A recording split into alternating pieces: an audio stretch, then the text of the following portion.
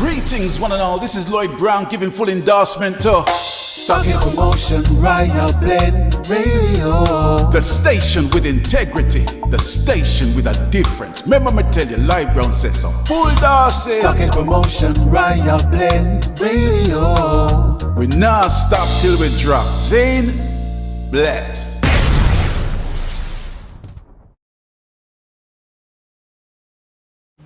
This is Jojo Mack, and I always tune into the SBRB radio podcast with TenStar General and Sharon Mango. If you love a good conversation, you should too. Check it out. I'm Janiceness, and I always tune in to the SPRB radio podcast with General Culture and Sister Sharon Mango. Yo, you don't have to take my word for it. Just tune in and catch the vibration. Yeah, this one is knockings. Paulette Williams from Out of Many Smile Jamaica Charity. I endorse TenStar General and Sharon Mango from SPRB Radio Podcast. Check them out. Check them out. You won't be disappointed. Authentic music and heartfelt love. Check them out. This is DJ Maestro out of London, and I fully endorse SPRB Radio Podcast with TenStar General and Sharon Mango. Check them out.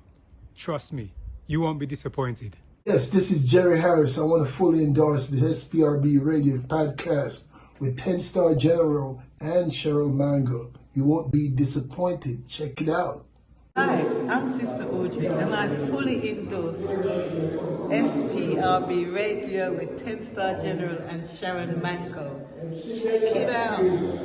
Hey, this is Tony Anthony out of Canada, and I definitely endorse SPRB Radio Podcast with TenStar General and Sharon Mango. Yeah, man, I definitely endorse SPRB Radio Podcast with the TenStar General and Sharon Mango. Check them out, all right? Cool. Hi, I'm Nana Genesis, and I fully endorse SPRB Radio with TenStar General and Sharon Mango. Check it out. Greetings, I'm Daniel Joseph, and I always tune into SPRB Radio Podcast with TenStar General and Sharon Mango. Check it out. Hey everybody, it's your girl Keisha Martin, fully endorsing SPRB Radio Podcast with TenStar General and Sharon Mango. You already know it's a whole entire vibe. And I mean say, everybody just rock and come in, cause we are jamming at the housing scheme. Bring your queen and leave your machine, cause up here go the vibes from the scene. It rock steady, baby, rock steady. Right over to SPRB Radio Podcast with TenStar General and Sharon Mango. Keisha Martin says so. Fully endorsed. Yes, bless. It is I, Turbulence the Future from the Trad Almighty Camp. And I fully endorse SPRB Radio Podcast with TenStar General. I'm going to talk about Sharon Mango. Check it out. Trust you won't be disappointed. I could have been one of the most notorious ladies. I'm still loving you, even though you're gone. Interesting. Yeah, it's your girl, Kerry Lopez. I'm so right about now. I'm representing for SPRB Radio Podcast. Not no normal about that. So I'm a TenStar General. Big up yourself. And the beautiful host herself, Sharon Mango, Kerry Lopez in Jamaica, are representing for the podcast show there. I'm going to tell the people, check it out. Not no normal about the settings for me. I send you there, you know what time it is. They come see me. Yeah, me tell you, say whenever I wanna mix business with pleasure. Yeah, man. I wait there. Check out the podcast now, man. TenStar, tell them the man. Yo, greetings people. My name Captain Blaze out of Nigeria, Lagos. Me fully endorsing the SPRB Radio Podcast with TenStar General and Sharon Mango. Boom! Don't touch the dial. Stay tuned. If you don't see the greatness in me now, you are gonna see it later. Cause Jah don't tell me my later will be greater. Yo, this is Real V.I, and I'm saying blessings to each and every one love right across the world. Raising the awareness. you know what I mean, with Sharon Mango and the TenStar General. Raising the awareness show, you know what I mean? You don't know, Real V.I will be there. Love, love, love.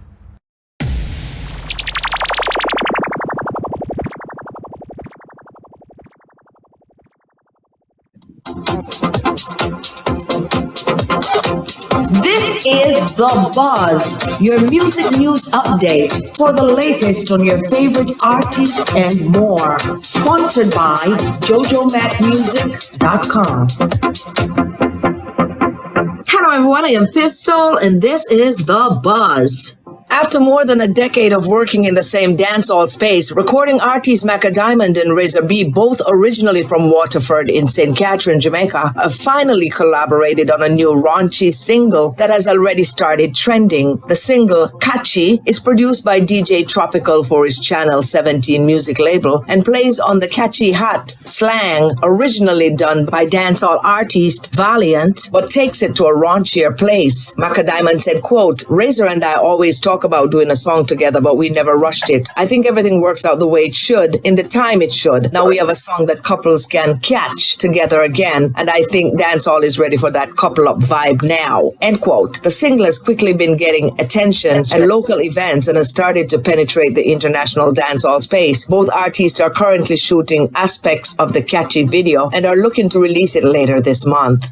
Jacure will continue serving his 6-year prison sentence for attempted manslaughter. A court in the Netherlands ruled last Tuesday. The reggae singer appeared in court on Tuesday for a pro forma hearing. He's scheduled to return on January 24th. Tusha Est, press officer at the Public Prosecution Office at the Courts of Appeals in the Netherlands, said, quote, there's no news at this point. The suspect stays in detention and there's another pro forma hearing planned for January 24th, 2023, end quote. In the Netherlands, a pro forma hearing occurs every 90 days, during which a judge decides whether or not a jailed person should remain in detention. In March 2022, Jacure, given name Cicature Alcock, was sentenced to 6 years for stabbing a show promoter over unpaid monies. As 2022 winds down, IKEA reflects on a year she says has been fruitful, considering the industry was in a state of flux this time last year. Making hit songs is a priority going into 2023. The buxom Sing J is scheduled to perform at the popular Blue and Bougie Party on November 13th in New Rochelle, New York. After sitting on the sidelines for 2 years because of COVID-19, IKEA is looking forward to as many live dates as possible. She said, quote, when it comes to IKEA, you can't deny that I'm a performer. Each time I get on the stage, I always create a heartfelt impact, leaving you to want more. I have been gracing all different types of events, from corporate to family-oriented, because I do have a great catalog of songs to choose from. Blue and Bougie is another event that has been added to the upscale events that I have performed over the years. Her best-known singles include Fly Away and Ain't Giving Up. After over 20 years in the music business, she shies from the latest fads. She said, quote, buzz, trend is just a shockwave that doesn't last forever.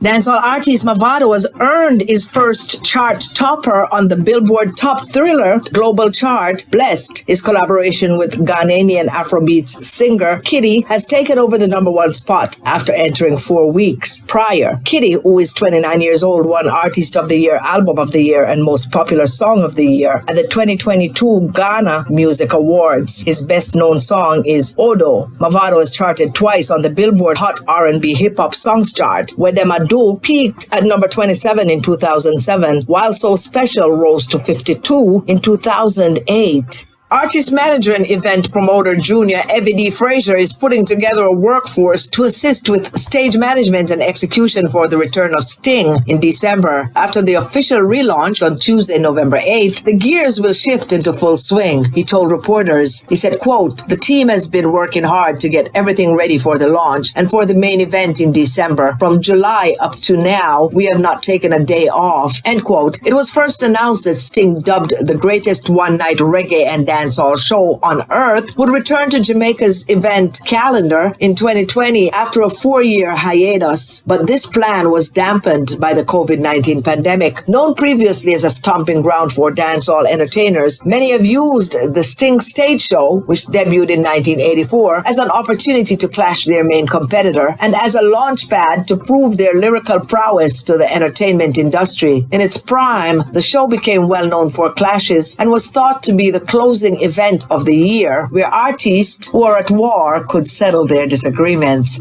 I am Pistol, and that, my friends, was The Buzz. That was The Buzz, your music news update for the latest on your favorite artists and more. Sponsored by JoJoMacMusic.com. Now here's the song from our sponsor, Jojo Mac.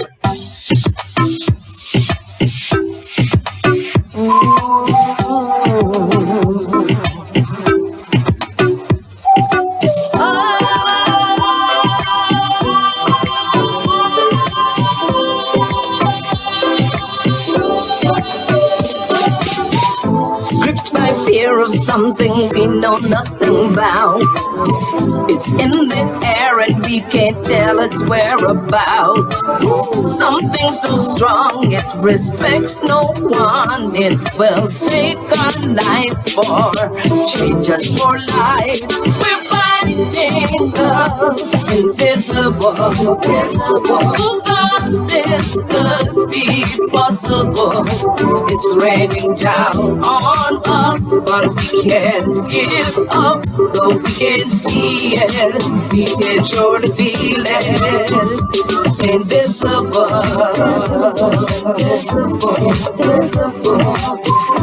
yes, we can feel it, but we can't see it, no, we can't see it. Bit by bit, somehow we'll get through it. Hit by hit, together we can beat it. It has love for no one. It will take us one by one. Lest we do everything that we can. We're fighting the invisible. Who thought this could be possible? It's raining down on us, but we can't give up. No, we can see it. We can surely feel it. Invisible. Yes, we can feel it, but we can't see it. No, we can't see it. We must protect each other every day. Oh, not just in times when we're afraid. Oh, we can't survive this alone. Oh, everyone must stand for their own. What will it take to make us all see that we can win with unity? We're fighting invisible. Who thought this could be possible? It's raining down on us, but we can't give up. Though we can see it, surely feel it. We're fighting invisible. She's my sister from another mother. Jojo Mac out of New York. We can see it, surely feel it. Invisible.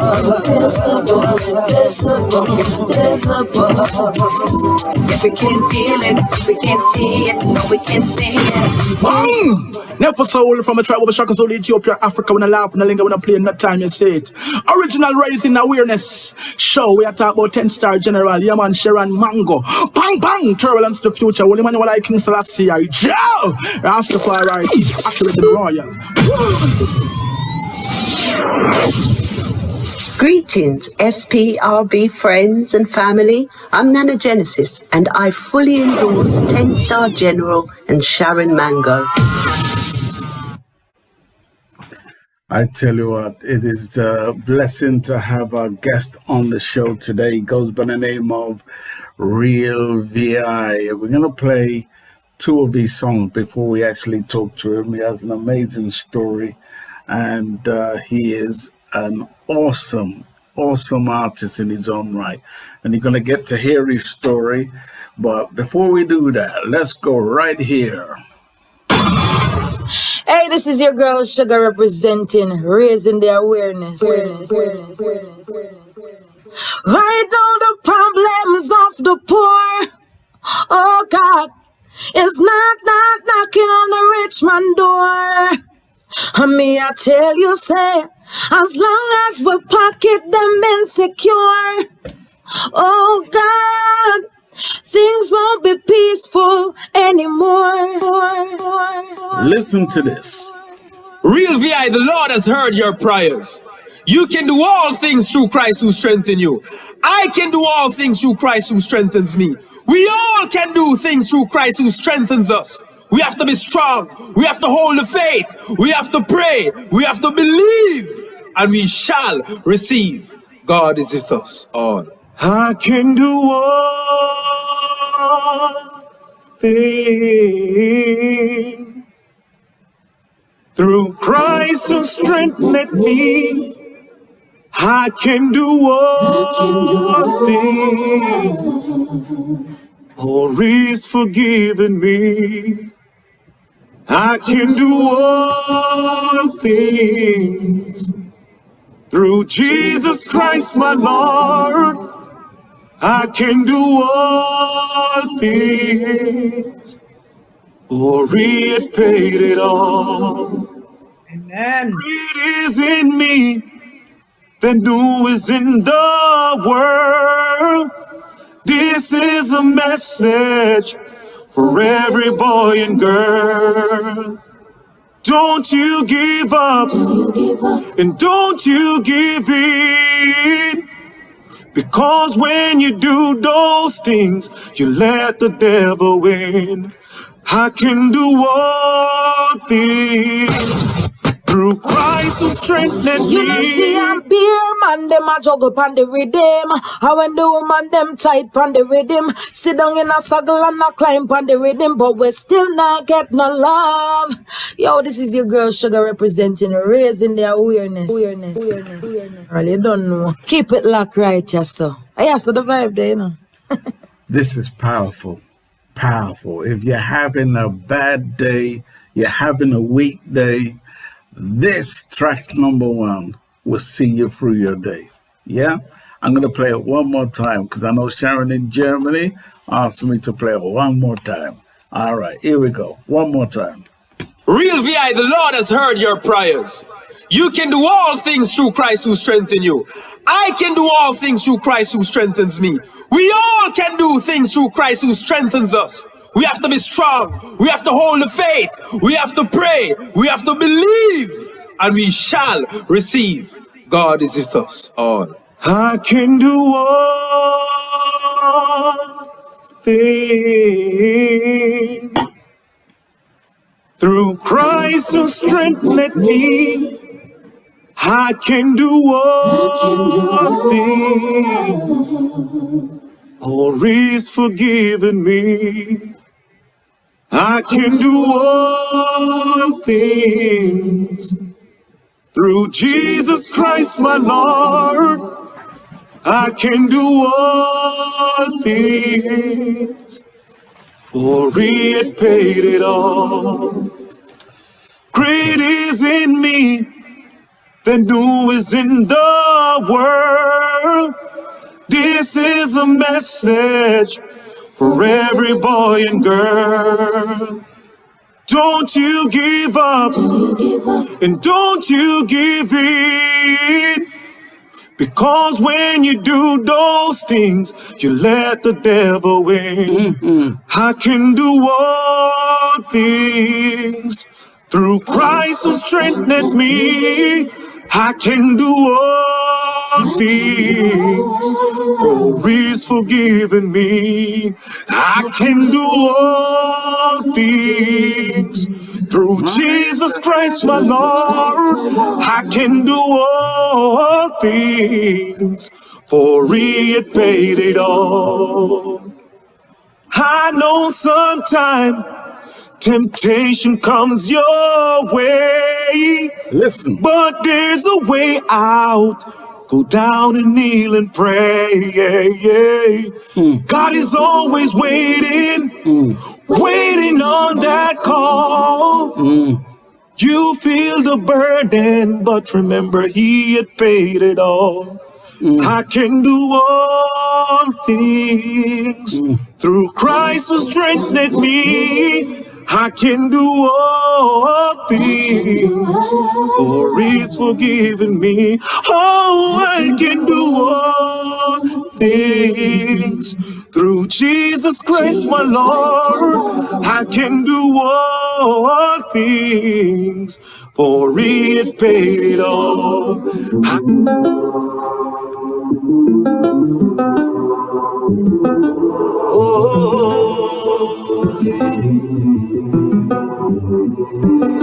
They got so many things to say right now. So many things to say. Yeah. If you don't see the greatness in me now, you are gonna see it later. God, you don't tell me my later will be greater. If you don't see the greatness in me now, you are gonna see it later. You know I had to pull it up. This is Real V.I. They got so many things to say right now. So many things to say. Yeah. If you don't see the greatness in me now, you want to see it later. God, you don't tell me my later will be greater. If you don't see the greatness in me now, you want to see it later. God, you don't tell me my later will be greater. Lyrics. So me just want to put in the word, sing music, make them hear me voice. UK records, them spot the talent and say, you have to shine. Yeah. So me stepping out the studio, you hear me, and I hold a voice. How them play me a big bad reggae rhythm now, and pan it me voice. If you don't see the greatness in me now, you want to see it later. Cause you don't tell me my later will be greater.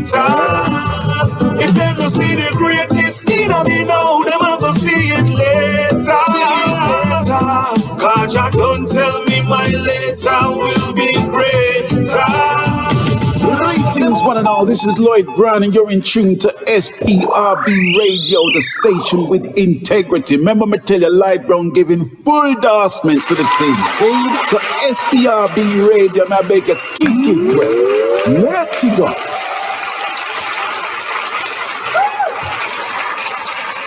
Real V.I., unmute yourself, brother. Unmute yourself, please. Greetings, greetings, greetings, greetings. We meet again.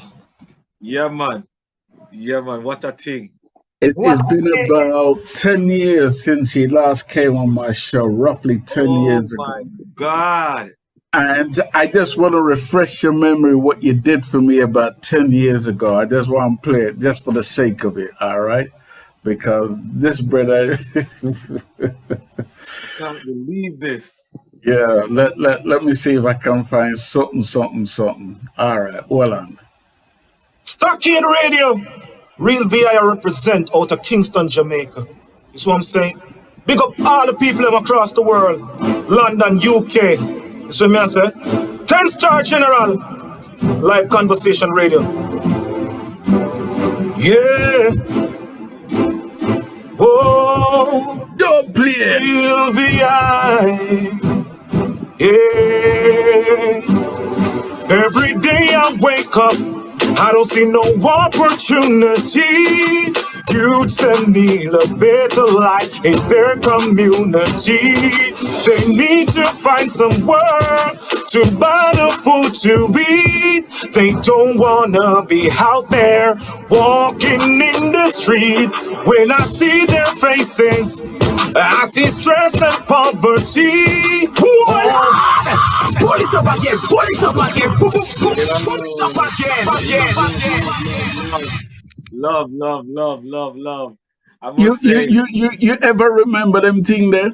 Yo, I know it's been a while, but when you say 10 years, I'm like, that's a wow factor for me. Yeah. Sharon, blessed love, happy to be here. Blessed So love to happy. each and every one. You know what I mean? That is a part of this wonderful gathering. You know what I mean? Wonderful gathering. And it being on Zoom make it feel so much more intimate. Yes. You know, and I like that.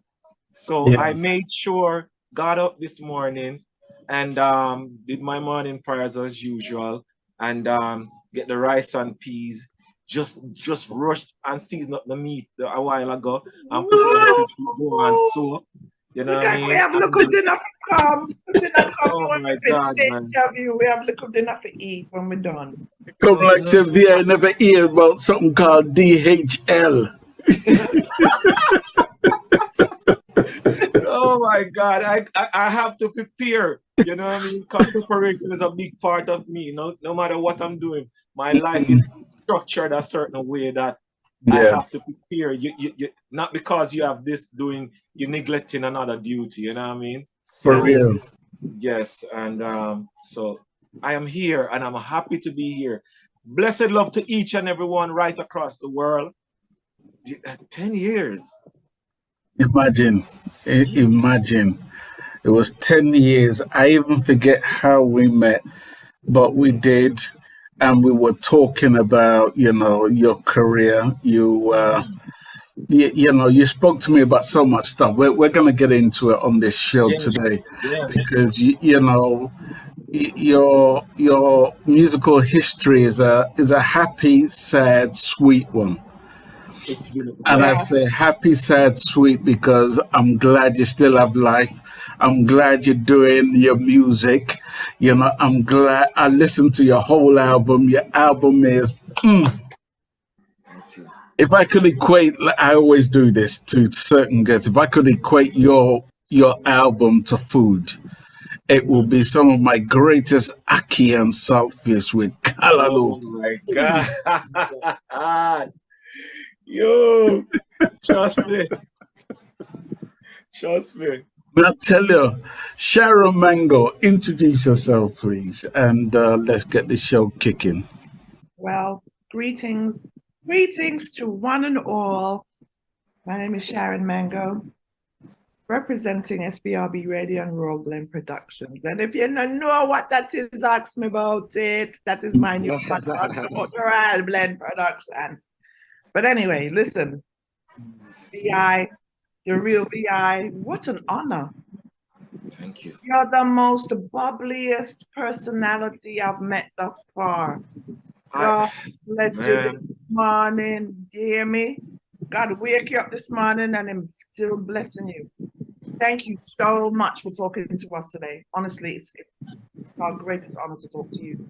And greetings for one and all in the room. Basie Clark, we're coming for you soon. Basie Clark in the background. Sharon B, Ranking Ann. Who else we got in there? Herline. Blessings to all. This is gonna be an amazing show. We've been looking forward to this for the week. We've really been looking forward to this because this young man has so much to tell the world. And not a lot of people know his story, but we are definitely going to get into that. And you, sir, are going to be the biggest inspiration. I received that in my spirit. You are. I see that for you. You're an amazing individual. It's your whole light around you. You have a light around you. And I see it. So God bless you this morning. We're going to get into it because Sharon can be very deep. I'm a very Don't let me start crying too early, Sharon. Listen, I'm afraid to cry. let them tell you about me. When Get your Kleenex tissue. You hear about Kleenex yet? Get the tissue ready, Carmen. We'll make you cry. Oh my God. Because God has blessed me with foresight and I'm learning to use this to help people come out of themselves and know who they are and what their purpose is. So, amen. Yeah, we're going to call you Guru, Guru. Yeah, they got all kind of names for me, but when God talked to me, and I'm really glad, and when He talked to me, I have to tell everybody what's going on. Yes. We're going to, as we, do these shows, we are going to try to get everyone to mute, so I'm going to ask Sharon Bentley to please just keep an eye on anyone who, other than myself, Sharon Mango, or Real V.I, should be unmuted. Anybody else should be muted. And we ask everyone to just kindly and respectfully stay muted. Thank you to everyone who is here. We value your custom and your support for this brilliant artist who's with us today. He's here for a reason. He's not here by mistake. It's by design, and the world needs to hear about who he is. So, Sharon, continue saying what you were saying. Yes, well, I don't want to get into too much because we're going to get into your story, but I just want you to know what your purpose is this morning. We're here to give you your flowers. We don't want to wait until next week or next month. You have to get your flowers there. We mind giving white roses, black roses. No, Which kind of Sharon, flowers? no, Rosa Sharon. Read your Bible. You know, see my name. Me and Sharon Bentley have the name Rose of Sharon. Imagine. Amen. Well, I tell you what, let's get into your musical history, because just reading your history, I remember interviewing many years ago an artist who goes by the name of Jack Kettle. Okay. And Jack Kettle, who is a brilliant artist from Jamaica, and he wears this kettle on his head, so that's why they give him the name Jack Kettle, But he really is a great artist. And I remember him saying to me that his father was in a band called Stanley and The Turbines. Oh.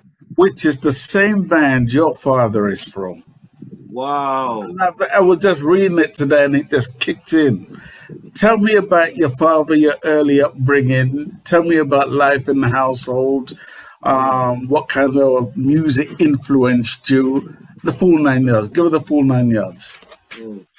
It's growing up, man. Growing up, I enjoy my early days.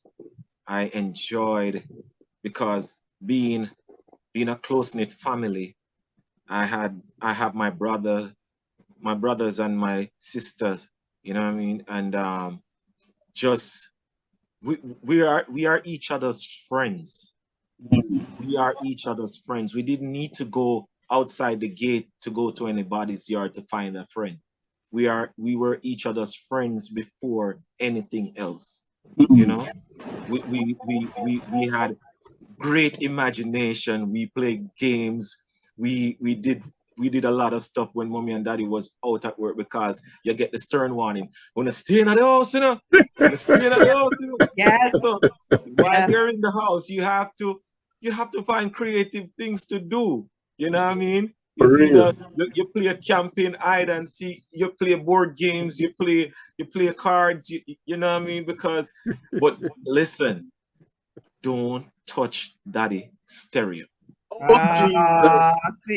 do not touch daddy stereo. You know, on Sundays, Saturday Sundays, or if he comes home and in our vibe, he will come some books and pull because back then you have this big thing that it has the radio on one side and the record player on the side. Let me tell you something. You see what I'm saying? When it was okay for you to play with the radio, no go on the other side and no cross the border. You know what I mean? So he would definitely play music, as I said, on selective days when he comes home from work, depending on his vibe. But on a Saturday and Sunday, the front door open and the radio pushes close to the front door, so the neighbors could enjoy also the vast catalog of records that he had accumulated, and just listening to the Ken Booth, listening to the Alton Ellis, listening to the Bob Marleys, just listening to Bob Andy, John Old, Marcia Griffiths, and so much more. Bob Marley, all the other groups, R&B groups, local Jamaican groups, it really sparked a fire inside of me. It really sparks a fire as far as my love for music But you know, then my dad used to work at the University Hospital in Jamaica. You know what I mean? That's it. Yeah, up in the St. Andrew area there. So it is one of close to the Mona of the West Indies. It is right on the ground still, and they they would have charity fundraising concerts to raise funds for whatever reasons that the hospital had need for, and knowing people when his supervisor got wings of him being a musician, they involved them big time in Christmas events, in every charity events, to go sing on the ward on the Christmas on each ward. So him have to try to do him work Yeah. round the place, and still knows all right at a certain time him have to run go up on the ward. You know what I mean? Right. Him get Right. the paper and him know which ward him have to try go because they are expecting him. So yeah. And at one point he took me to an event called Smoker 88. I never forget it. You know what I mean? And being there, being watching, it had a balcony settings, like you have a lower deck settings, and I got the privilege to be up. And everybody that was coming, because I went up there early, everybody that was coming to be seated, they was like, "Who is this little boy up here? Who are you here with?" And I said, "My dad is going to perform." And they were like, "Who is your dad?" And I was like, "Wait and you'll see," you know. And when he came up there, being the chief musician that he is, the band got is running the running sheet mixed up, so they were playing another person's track, and my dad just comes play it off when he was up there. He just like, play it again, Mr. Music Man, but this time find such and such. You know what I mean? And he was like, "Greetings to everybody," and so on. He just, you would never know that there was a mistake. He didn't, you know, some artists are so not trained and not professional in the fact that, yo, selector, on my rhythm that, you know, yo, they make everything so obvious. Right. You could not know that there was a mix up. Even the band people thank him that night and say, "Wow, it could have looked bad on us, you know, but you played it off so well." Right. You really is a musician, man, who, you know. So those are little tricks and traits I learned watching him perform at that night. It really, and seeing the response from the crowd kind of just fueled my fire even more. But you know, that was the Michael Jackson era, the Jackson 5 era and stuff like that. Michael Jackson emerge and take the scene with songs like Thriller and Just Beat It and stuff like that. And then, you know, every little boy and girl growing up, when them go see Michael Jackson did a moonwalk there, everything was over for them. Everybody was mesmerized. The world was mesmerized. And then I had the privilege to see a Michael Jackson concert on video. And when Mr. People all over him have a whole stadium of people, one man on stage had a whole fleet of people eating out of his hand. I said to myself, "No, sir, Father God, this me want to for the rest of my life. This me want to." Because if a person can command such a vast number of people and have people just fainting, crying, wanting to touch him, is like, you know what I mean? It's amazing. So I say, "Yo, listen me." And then hearing the saying, if you do what you love as a career, you know what I mean, you never work a day in your life. And that's music is what I love. And I enjoy going out. I enjoy performing. I enjoy recording. I enjoy writing.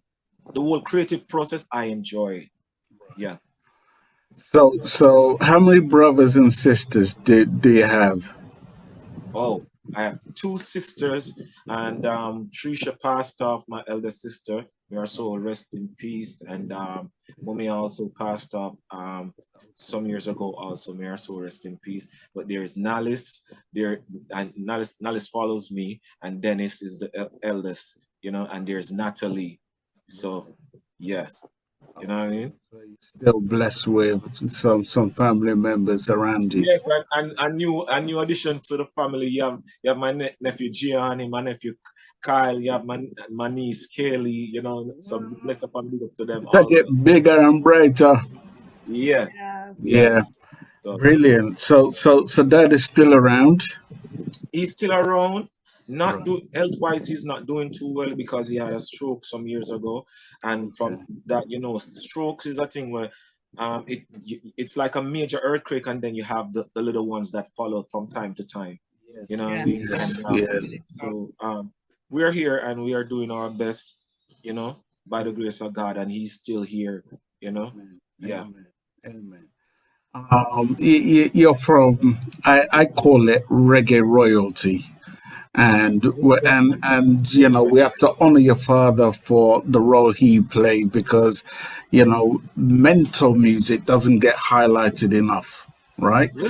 So back in those days where you had Jamaica's coming from a time when they had soul music, or we call it R&B, whatever you might want to call it, with the likes of Owen Gray and the rest of them and then it formed its own, which was Mento, Listen, Mento, I feel like it was the grassroots, more deeper grassroots type of music, because when you hear Stanley and the Turbines say, no, no, no, no, no, dee dee dee dee dee, little girl I know, I'm dreaming of a new Jamaica, a land of peace and love. Music, man.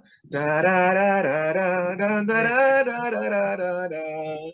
I'm dreaming of a new Jamaica, a land of peace and love. Some say we got to go. That's why we leave and go.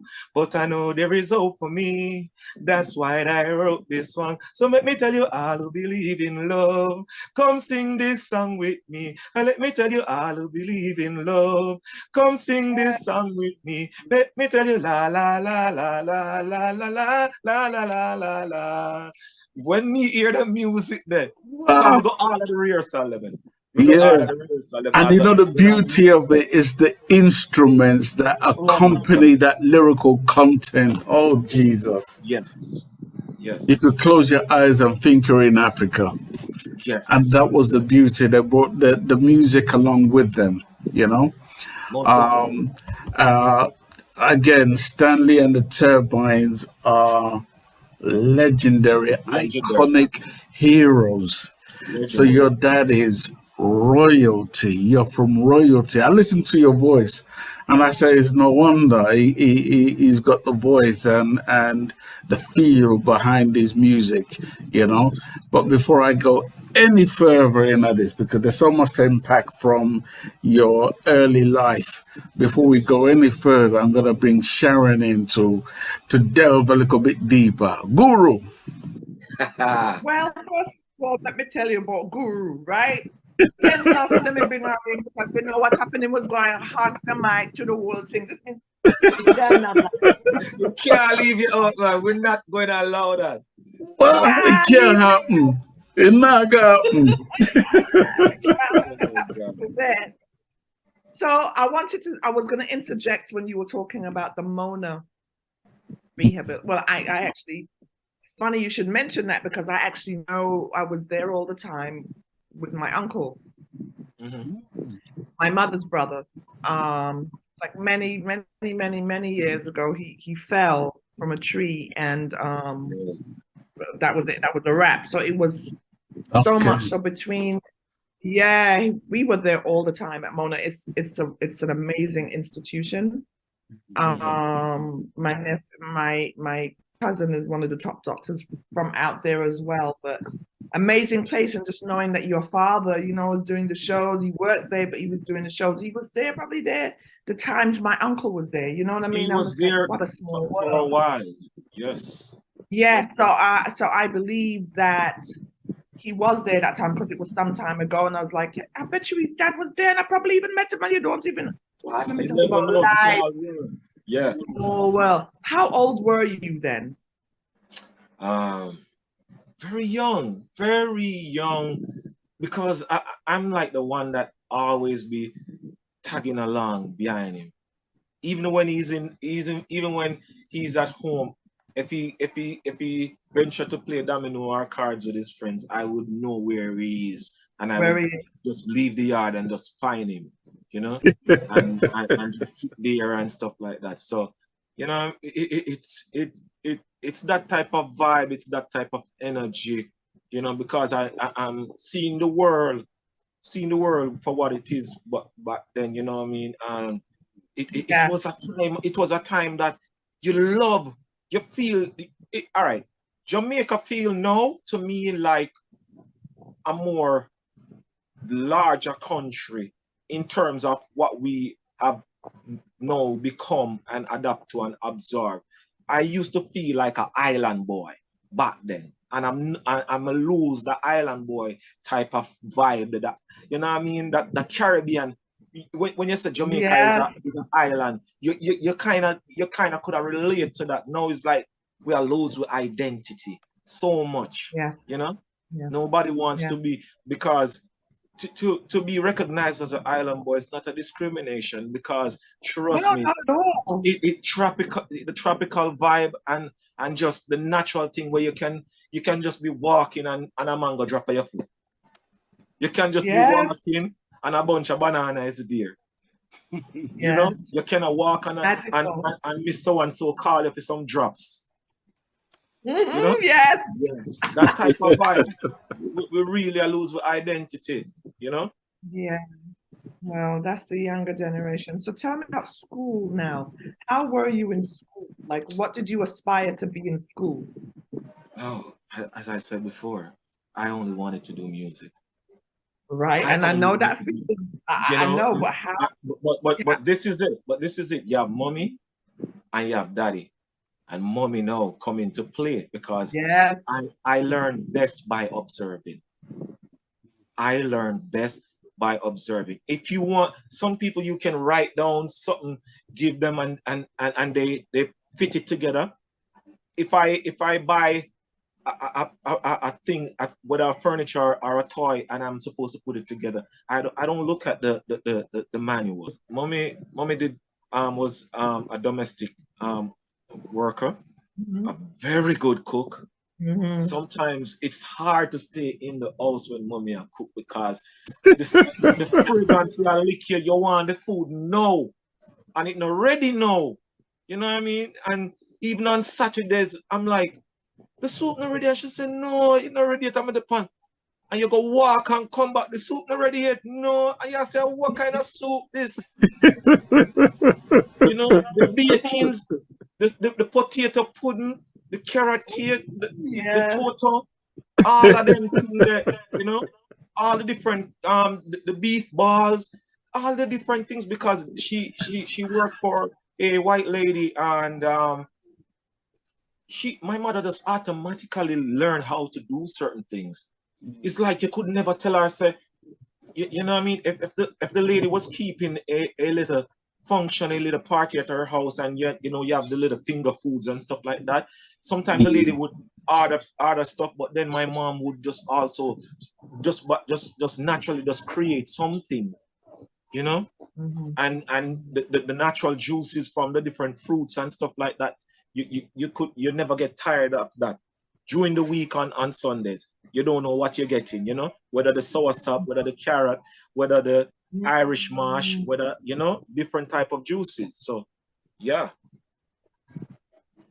So, when did your dad realize my son can sing? I think he find out that from an early age, because we, as brothers and sisters, is when I watched the Jackson 5 movie, I realized what we were being groomed for. Because before I watched the Jackson 5 story, we were, when we were younger, he used to come to books and put me out in front as the lead singer with the airbrush. But they're close to everything. They're in my room. So even this is the airbrush. And you would be like this, and them time you have the big wardrobe with the glass. Yes, yes. So everybody, you have Nalis, you have me, you have Trisha, you know, and my bigger brother was born mute. Dennis was born mute, so yeah, you know, he was always there, just sitting down and just curious of what is going on. You know? And we were singing, and so there are times when he has us in front of him, sit down, and he be like, okay, you start the song and you sing a little bit softer. And he's teaching us harmony, you know, different types of harmony and lead singing, you know. But at one point he was like, you're singing too much from your throat. You need to sing from your diaphragm. And I didn't understand diaphragm growing up. Right.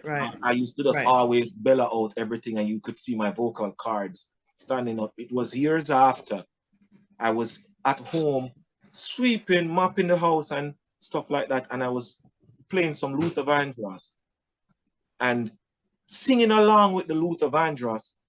I felt something. I felt hair kind of run through me, and I was like, whoa, what's that? And I continued to sing just at that tempo, that relaxing tempo that Luther sang from. And that's how I learned to sing from my diaphragm. Just singing along with him. I felt so relaxed, I felt so at peace. So, you know what I mean? Girl, you remember you told me you love me, baby. Yes. Told me you're coming back this way again. Baby, baby, baby, baby. Ooh, baby, I love you. You know?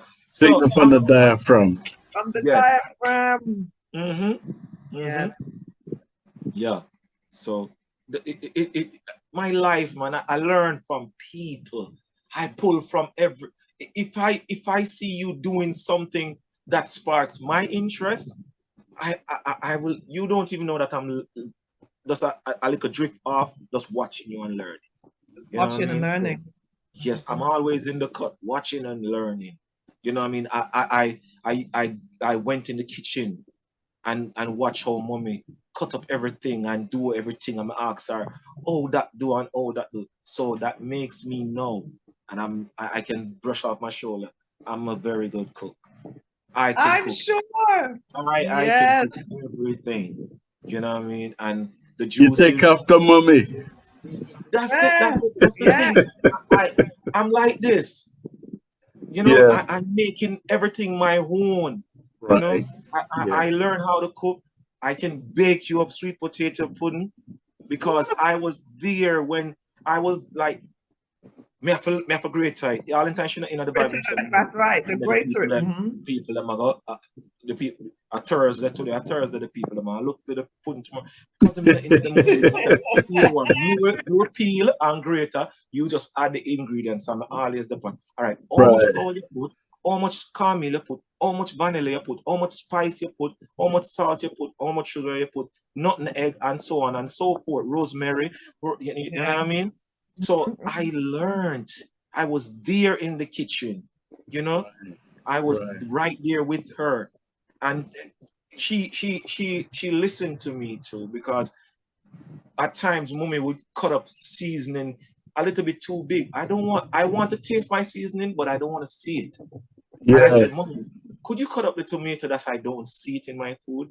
And from there on, she diced the tomato a little bit smaller so it boiled out in the food and everything. I want to taste everything, but I don't want to see funny. it. Funny. Yeah, true. Yes. I was right there. Yeah. I was right there, man, learning from both of them. And even learning from my brothers and sisters also, because there are just times when I think my sister was a really good singer. And sometimes when she was just singing, because, you know, growing up, the bathroom is everybody's studio. The bathroom is everybody's studio. Everybody and their mother. Yes, so it is. I just used to listen to Trisha just singing while she was in the bathroom.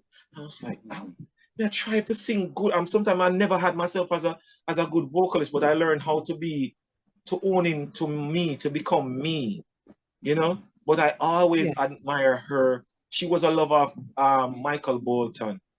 We would just sit by the radio listening to Barry G or listening to all the radio presenters back then, and just, you know, and when you get the cassettes, you just listen, and she would just catch a line today, write it, and the song would play later on in the night. She would just catch another line, and and I'm like, man, how you do that? You know, and looking at what she wrote and how she wrote it, I realized how to structure my songs. You know, I realized how to structure my song. I don't know how she got the knowledge of saying, this was the verse, this was the chorus, this was the other verse, and then chorus come back again. So I learned kind of from her and my dad how to structure music in writing. Yes. Right. So tell me about your first recording. Oh my Tell me about, and that's with what, Sugar Minott's Youth Man Promotions. You was 14. Listen me.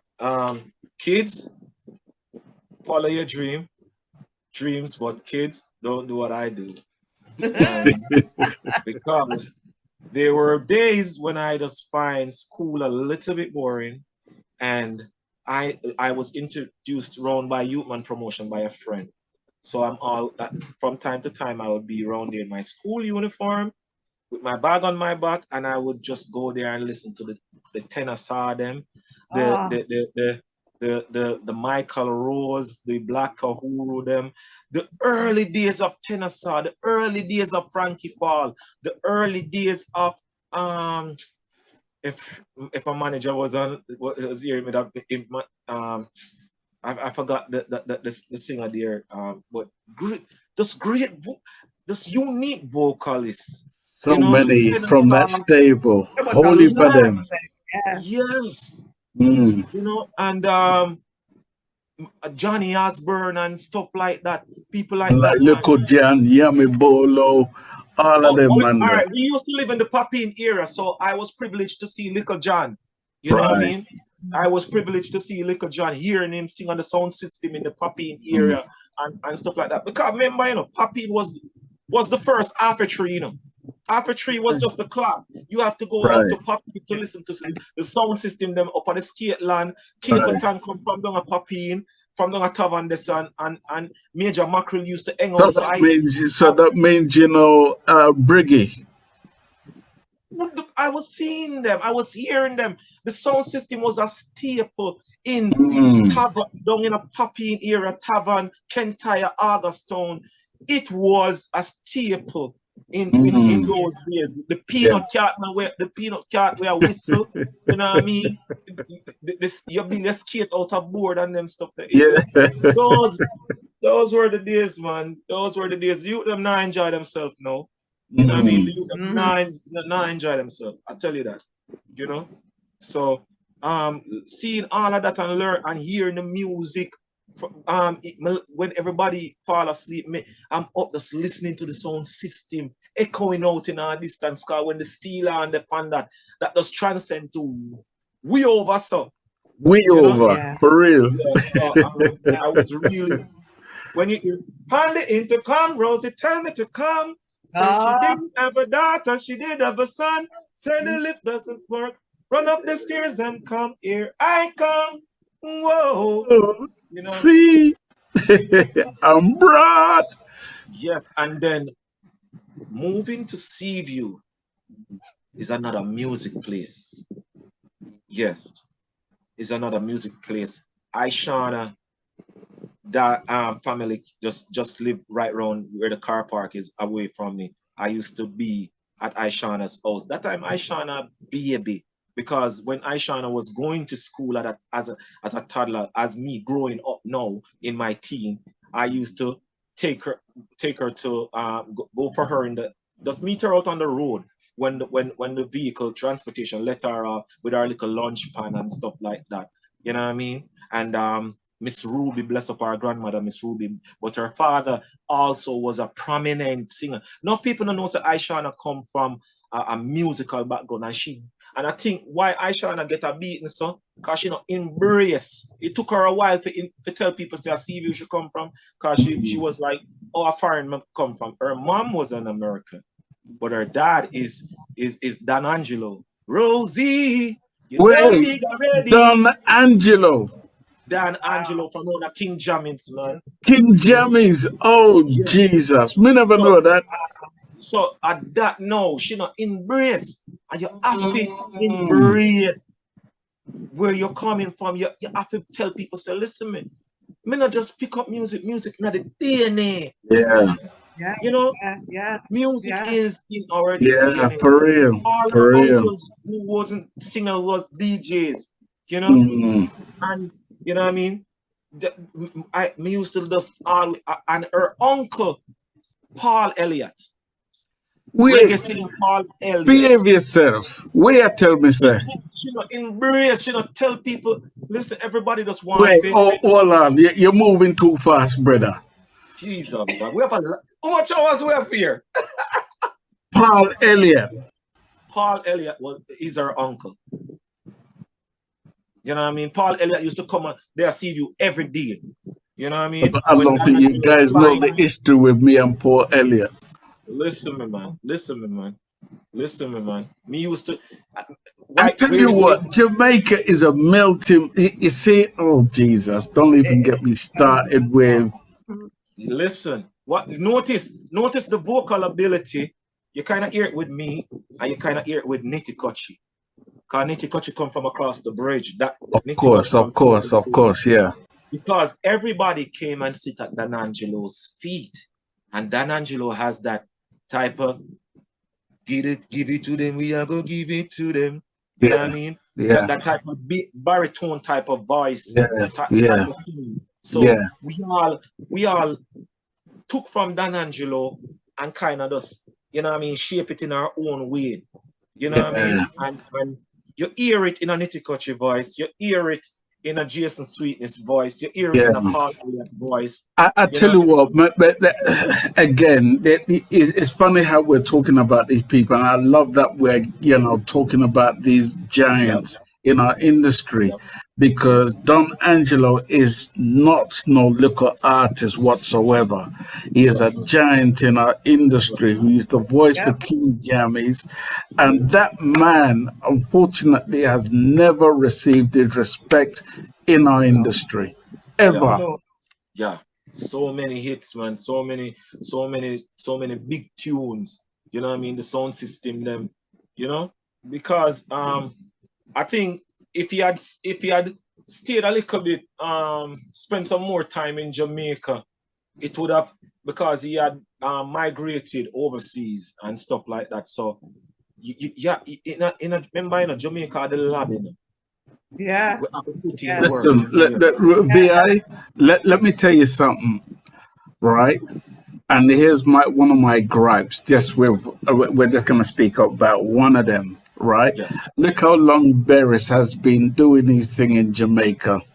Mm-hmm. I don't think they've really given him his respect, his full respect in the industry.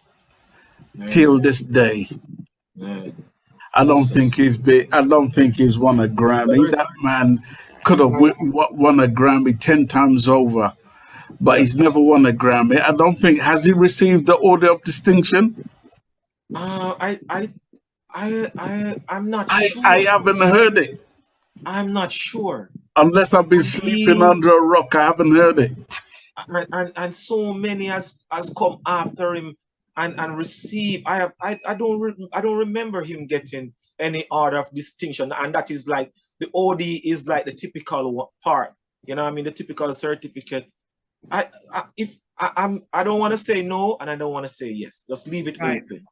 You know, and but Beres, no one cannot deny Beres' contribution to this music, because remember, Beres and this is how great Beres vocal wise is, and still and as a performer, Beres could have fit in any group, the Temptations, the this, the that, the you know what I mean? That's how great he was. You know what I mean? And Richie Stevens even patterned Listen Berries and even became also a great vocalist through that. You know, when you listen to Dan Angelo, Richie Stevens, you can hear similarities right there, because Richie Stevens going around jammings and hearing the Dan Angelo, he also took from that also, if he would be fair to talk about it. Yeah, you know? yeah, So, yeah. But Berries, you know what I mean? We have to bow down and give the man him respect, man. From late 60s till this day, that man has been a year-to-year artist, just dominating every decade. You know, to me, I don't understand what really is happening there. However, you know, especially I want to go. Might be somebody who's sitting at the Grammy at the top of the Grammy nominating board lose him lady because somebody listen to Berry's song and different. He's standing in my way, yeah. Standing in my way. You know it, right? You know what I mean? Say, my sister, you know, so I'm not gonna get that brother. I feel standing up here when we lose my lady. Yeah, no. That song jeopardize him, not true? Yeah. Because we don't know the other reason for Barris not to have 3, 4, 5 Grammys, you know what It don't make sense. It don't make sense. It don't make sense. You know what I mean? Don't make no sense.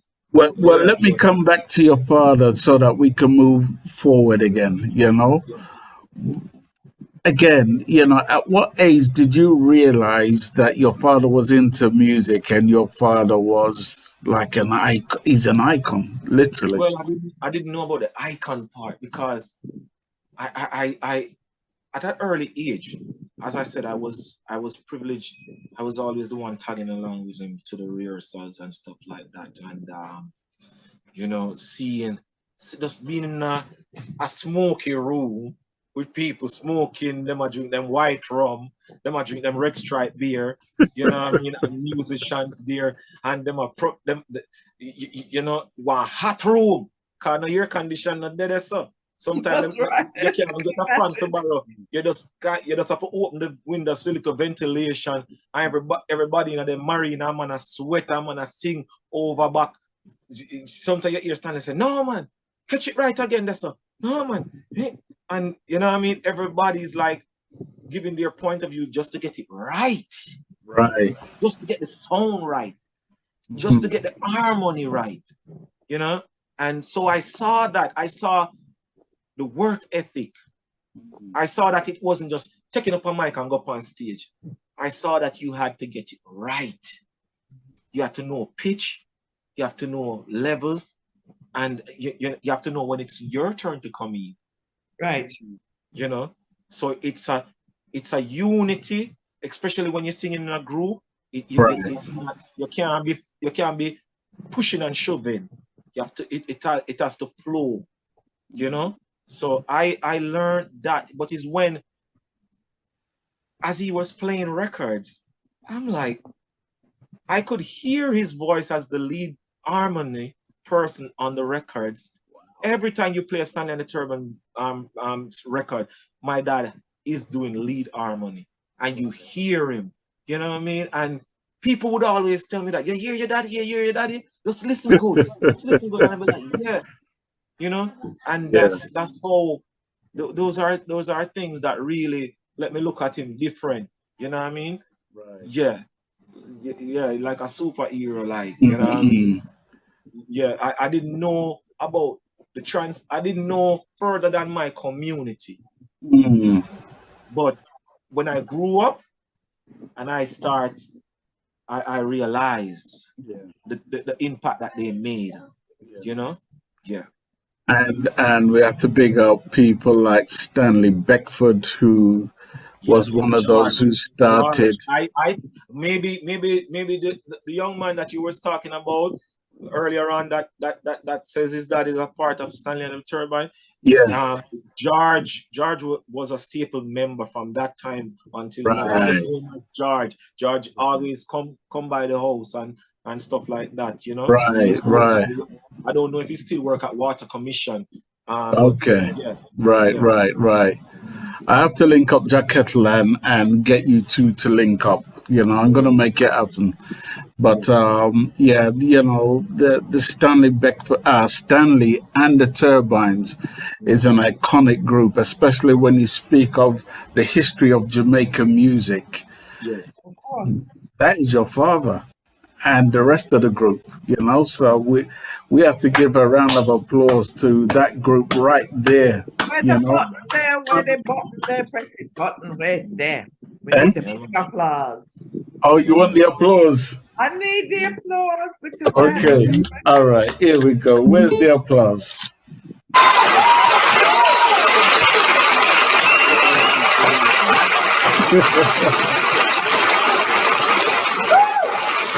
Like Sharon said, we have to give you a stripes, you know. That's what this show is about. We don't move faster than we have to, you know. We have to drag you back a little bit just to get certain things straight. That's what we do here. We want to take time to just bless up everyone who's logged in right now. If you're just joining us, we are speaking with an artist, a renowned artist in his own right. His name is Real V.I. He's got a brand new album called Life Lessons. His history is very, very interesting, but there's a sadness to his history too. And we want to talk about the full 9 yards. So, Sharon, continue. Yes, sir. Yeah. So I want to come back real quick to. Bear with me. If you don't see me, Sharon, you just do your thing. I'll be back shortly. Okay. So yes, I want to come back to Sugar Minott. I need to know how you're getting there. How you sneak in. Let me tell you this. Sugar Minott, big up him, may him son rest in peace, may Sugar Minott rest in peace, Smiley, and Passion and her sisters and stuff like that. Her mom, bless up, you know what I mean, Youth Man Promotion. The thing with Youth Man Promotion, the gate always open. That's what I heard. You can't just walk in. Yes. But you want to walk in with manners. Yes. Because it's a place where the Rastafari them sit down and hold them meds and keep the place clean, and you know. But them love youths. Yeah. Them love youths. And if you are a person that conducts yourself in a respectful manner, they will allow you to go so far within the different areas of the yard. Yeah. You know what I mean? You have the little kitchen area, you have the studio, you have the, and them time when we got the studio not big and pretty like what them have around there now. You know what I mean? And but you have the house, you have two sides because it's a big, it is they manage to have the 1 yard over here and 1 yard over here with them build the studio over here, you know, because they grew up in that area and stuff like that. But Sugar Minott had tons of records, tons of cassette. And there were times when there was a kind of relaxing chair there. There were times when I would just go there, even on a Saturday. We would just leave me out when that me growing up now, you know, in my teen, I would just leave and tell mommy, say, Mommy, I'm going to the studio, you know. I'm there all the time, no recording now, go on, nothing. You just learn, the smell of the records, the 45, the LPs, you know what I mean? It's just something about the vinyls, you know, something about the vinyls where you just feel a different feel. And I would just go there and play records or play a cassette and listen to the all-time dancehall type of vibe, the roots rock, the rude boy era, you know what I mean? That type of vibe there when you hear as I said, the Sugar Minott them from way back, and him say, come in, you like Chiston Palmer, you like, you know what I mean, Chiston Palmer and all of them. Wow. Chiston Palmer used to come and see you often, come link Dan Angelo to so, you know, me I see me era them. I was seeing my heroes because I hear them on record, and then I once as I grow through life, I am meeting my heroes. Them these guys are my heroes. You know what I mean? And that's just me moving through. And one day, him give him son the privilege, you know, that was Smiley, him bigger son. Mr. Smiley, getting the youth them and making make the youth them record and stuff like that. And we do, kind of try to revamp the place. Right. You know, the youth them are grow up now. Him sister them are sing. Him that Passion them are sing that a Sugar Minott daughter and Johnny Osborne daughter them and stuff like that. So we were all around there as teens growing up. And so you know Blair Minott? Yeah. Okay, cool. Yeah, man. So it's like just the whole camaraderie at the place and stuff like that. And you're not about to worry. Sometimes you don't even have no money, but food cook and you get a little plate, you know what I mean? Little ital stew, you know what I mean? Little roast plant and little roast corn or something, you know? Something look out for. Set for the day. Intervals, you know what I mean? So it was a good vibe just being there and stuff. You know, sometimes the way a music sweet, you're not even hungry. You know, music just I can believe that. Yes, I man, can believe that. Pull your belly, man. So being there and as I said, Sugar Minott gave his son Smiley the privilege to take control and do the music. And Sugar Smiley always I hear me and sing and him I say, yo, just come one morning early, man. I'm a record you. And them daddy here. Me don't want to when me I do my thing, me don't want nobody come in at the studio and them stuff. And me tell you say TenStar, me get up early the morning and reach round a Sugar Minott. Early. When me say me left out early, me left out like early 6 o'clock and reach round there. I'm come some boops and going that I still have morning voice. Yeah. I'm eager for record. Come here, say, yeah, this is my chance to record now. Cause all the while, me I say people are go in and out of the studio. I say, I want to record, you know. Go in there and voice one song. I think it was a song called Evil Thoughts All Over This World. Evil thoughts in boys and in girls. Evil thoughts in everyone. Evil thoughts, Lord, it's covering this land. Oh, Jah, we need you. And Garnet Silk was also an inspiration to me. So you could hear the Garnet Silk in that song. Because when I said, oh, Jah, we need you each and every day to guide and protect us along this lonely way. So we kind of, you know what I mean, before we comes our own, we kind of did a take from, we heroes them from right then and there. When we are write songs, we tend to drift in some heroes, melodies and tones, you know? Yeah. You know what I mean? That's why nobody Nobody, when a person take from you, man, whether a sound or whether just be great, just smile and say the youth are listen to me. No fight, for don't real. want nobody sound like me. Me don't want to, you know what I mean? Don't fight it because music alone shall live, and music not live on a one man yard. You know, the whole of we emulate somebody, whether consciously or subconsciously. True. You know, so it's how the industry has evolved over the years. Even if you go further back, you know, even though Yellow Man and Peter Metro used to be friends, Peter Metro always used to be accused of taking something from Yellow Man or whatever it was. And that culture always was the case, you know. So like you say, it's like a man's giving you respect if he wants sound like you. It is a respect, but someone just feel like said, yeah, try to stop him food. But if you keep on finding lyrics in the style, There's no stopping your food. If you slow down, then me go surpass you in the style. You know? So that's just it.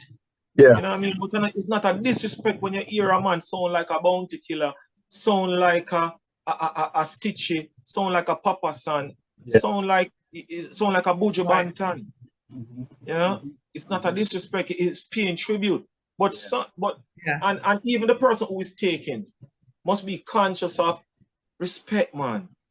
You know what I mean? So make it look like, oh, me not take nothing from him. Yeah. And that alone make the man feel a way. You know? That's right. That alone make the man feel a way. So right then and there is respect right across the board. Two sides of the fence. I'm happy if you know say somebody admire my sound or admire me, you know, and I'm happy if, and the man where I take from me, you know, if he say, Chano, you know, say I wanna me hero that and me just that's how me end up sound like him. You know what I mean? Respect is due, man. Yeah. Respect is due. Right.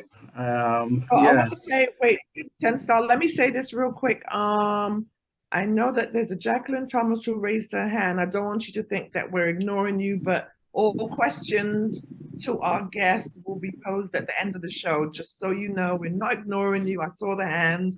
I wanted to address that. That's it. Man. We know the massive them are feel the vibes and thing and and that's a beautiful thing. We love it. We love it. We love it. Yeah, man. So I love the internet setting. You know? Yeah, man. Thank you. We strive to. Yeah, man. I love it. And that's why this show is kind of unique. It is only because we want everybody to ask you questions, or if anybody feels inspired by, you know, we want people to ask those questions, and that time will come towards the end of the show. As long as there's people asking questions, the show goes on. With the people, man. That's right. Yeah. So, I love what I do. Beautiful thing. I love what I do. Now, take us on a journey. You know, you voice with people like Sugar Minott. You know, your voice for those kind of people. What happened next as you left those studios? You know, where did you go next? Just always searching to find a home for myself in music. I've always been searching to find a home for myself in music. When living in Seaview now, and I got introduced to Bounty Killer, that, you know what I mean, fuel a different type of vibe in me, you know, and being around Bounty Killer for a few weeks. There was a stage show that was keeping right in the car park beside his yard, and just to I went up there and I was like, get the rhythm now, and may I sing a Winnie Wonder song. Say, I forgot even the Winnie Wonder song, but it is one of those songs where iconic Winnie Wonder song, and Killer literally come out of time house. Kind of say, a Winnie Wonder out there. All the thing come and him to come link me. Yeah. You know what I mean? And when him come out and him look around and him say, who up the sing? And them say, Killer, you know, say the little singer where the virgin bringing come introduce to you from the other day. And him up, Killer said, Jesus God, that you your bad. Cause him tell me, you know, him tell me from him mouth what him saying. Right. And him tell me say in him house and hear me and I have to come out, you know. You know what I mean? Yeah, man. So from there on, the DJ just make we know, so listen me. If you have a show, because you see the little get a show them, it help to sharpen you as an artist. Not for these artists nowadays. Them because things kind of change and the place kind of volatile in some ways, you know what I mean? With them not venture in communities. One time we walk from Seaview, go Riverton, Callaloo Bed, back to Cockburn Pen, White Wing, you know what I mean? Go far, go every stage show every night we walk. Sometimes one man dip on a bicycle till we all cuss him and say, nah man, left your bicycle at yard, man, because everybody are walking. Oh, I'm telling you, man. We can't walk on your ride. You see, man, everybody have to walk. You know Everybody what I mean? are going to use their foot. Yeah, man, sometimes you come from all dance and police trick you down and say, boy, where you come from? I'm Yeah. going to say, officer, we are artists, you know. Artists? Well, we're not artists. I would say, yeah, man, because I want stage show it and through them know, you think that if you think so them never there, pass through the dance, them it pass through, but you just never see them. So when you can tell them, say, that's the stage show that keep right up a mall road or road or Ray or road, you know what I mean? It's like them know and them, when I hurry up and go on the yard, man, and come off of the road. You know what I mean? So those we got through it. We got through it. You know what I mean? And if we are pass out, because you have, remember, you know, when you if you walk from Seaview, go straight through Waterhouse, go way up a mall road, go Olympic Way and all them places. So when you walk or come back through, you left a little bit early. So when you come back, it's way late. So when you hear dog a bark now, you say, yo, a man don't even look right or look left, you know, that's what look. You just can't feel like somebody's watching. Yeah. You know what I mean? Yeah. Because nobody feel like the ghetto sleeps, you know, the ghetto never sleeps. So when you hear dog a bark or something, just For continue real? walking. The ghetto never sleep. Yeah, the ghetto never sleep. So when you walk in the middle of the road, because if you're a troublemaker, you go walk close to one of the sidewalks, you know, the fence, man, so you're going to have a problem with people. So when them see I walk in the middle of the road, them say, nah, man, I pass him, I pass through. I pass them, I pass through. So we kind of know the rules to the street, you know, and we got through.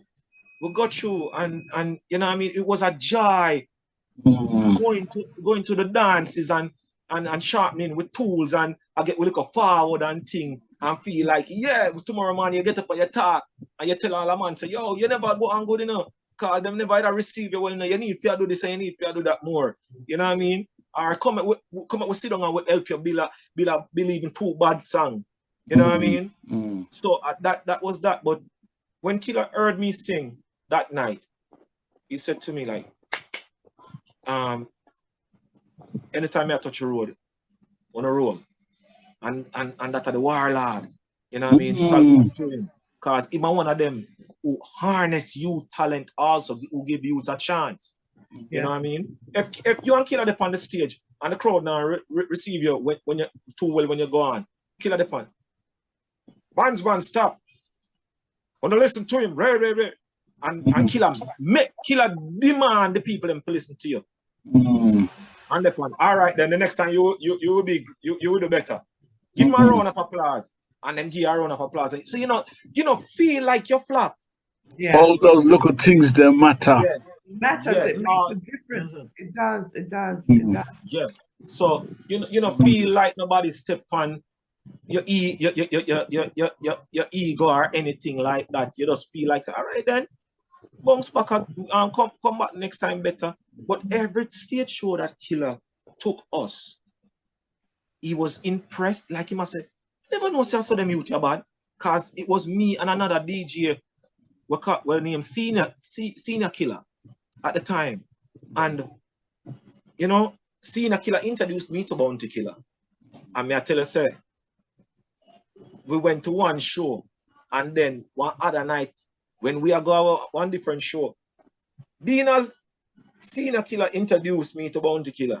I'm always thinking like, okay, Senior Killer go sit up front in the car and me sit down around at the back. I walked to the car one night, and after we well dressed and I go on stage show at Maxfield, and me only hear Bounty turn to Senior and say, Senior, you right around the back. V.I, right up front. And I'm like, what?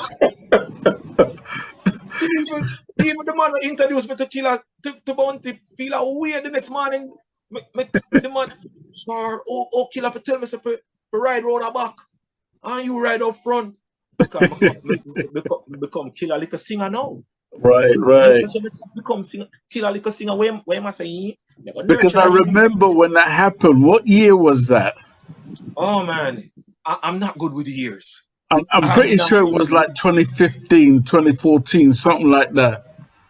Somewhere early. No, somewhere early within the late 90s.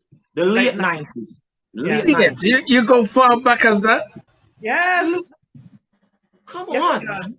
Because I saw it recently happen on because even on social media, I saw like a collaboration. So back in the 90s. Yeah, Tabo, man. Are we on the 90s? You have a place when you Upper Moscow. Upper Moscow from Seaview, right across the road from Seaview. You go right through Penny Road and you reach Upper Moscow. Right. And you have a son named Cornerstone and you have Egbert and Junior and them keep stage show there. So regular, I think on Wednesday nights and on the weekends. You know what I mean? And we go there and we make girls scream, man. Make girls scream. Give me a scream, Sharon.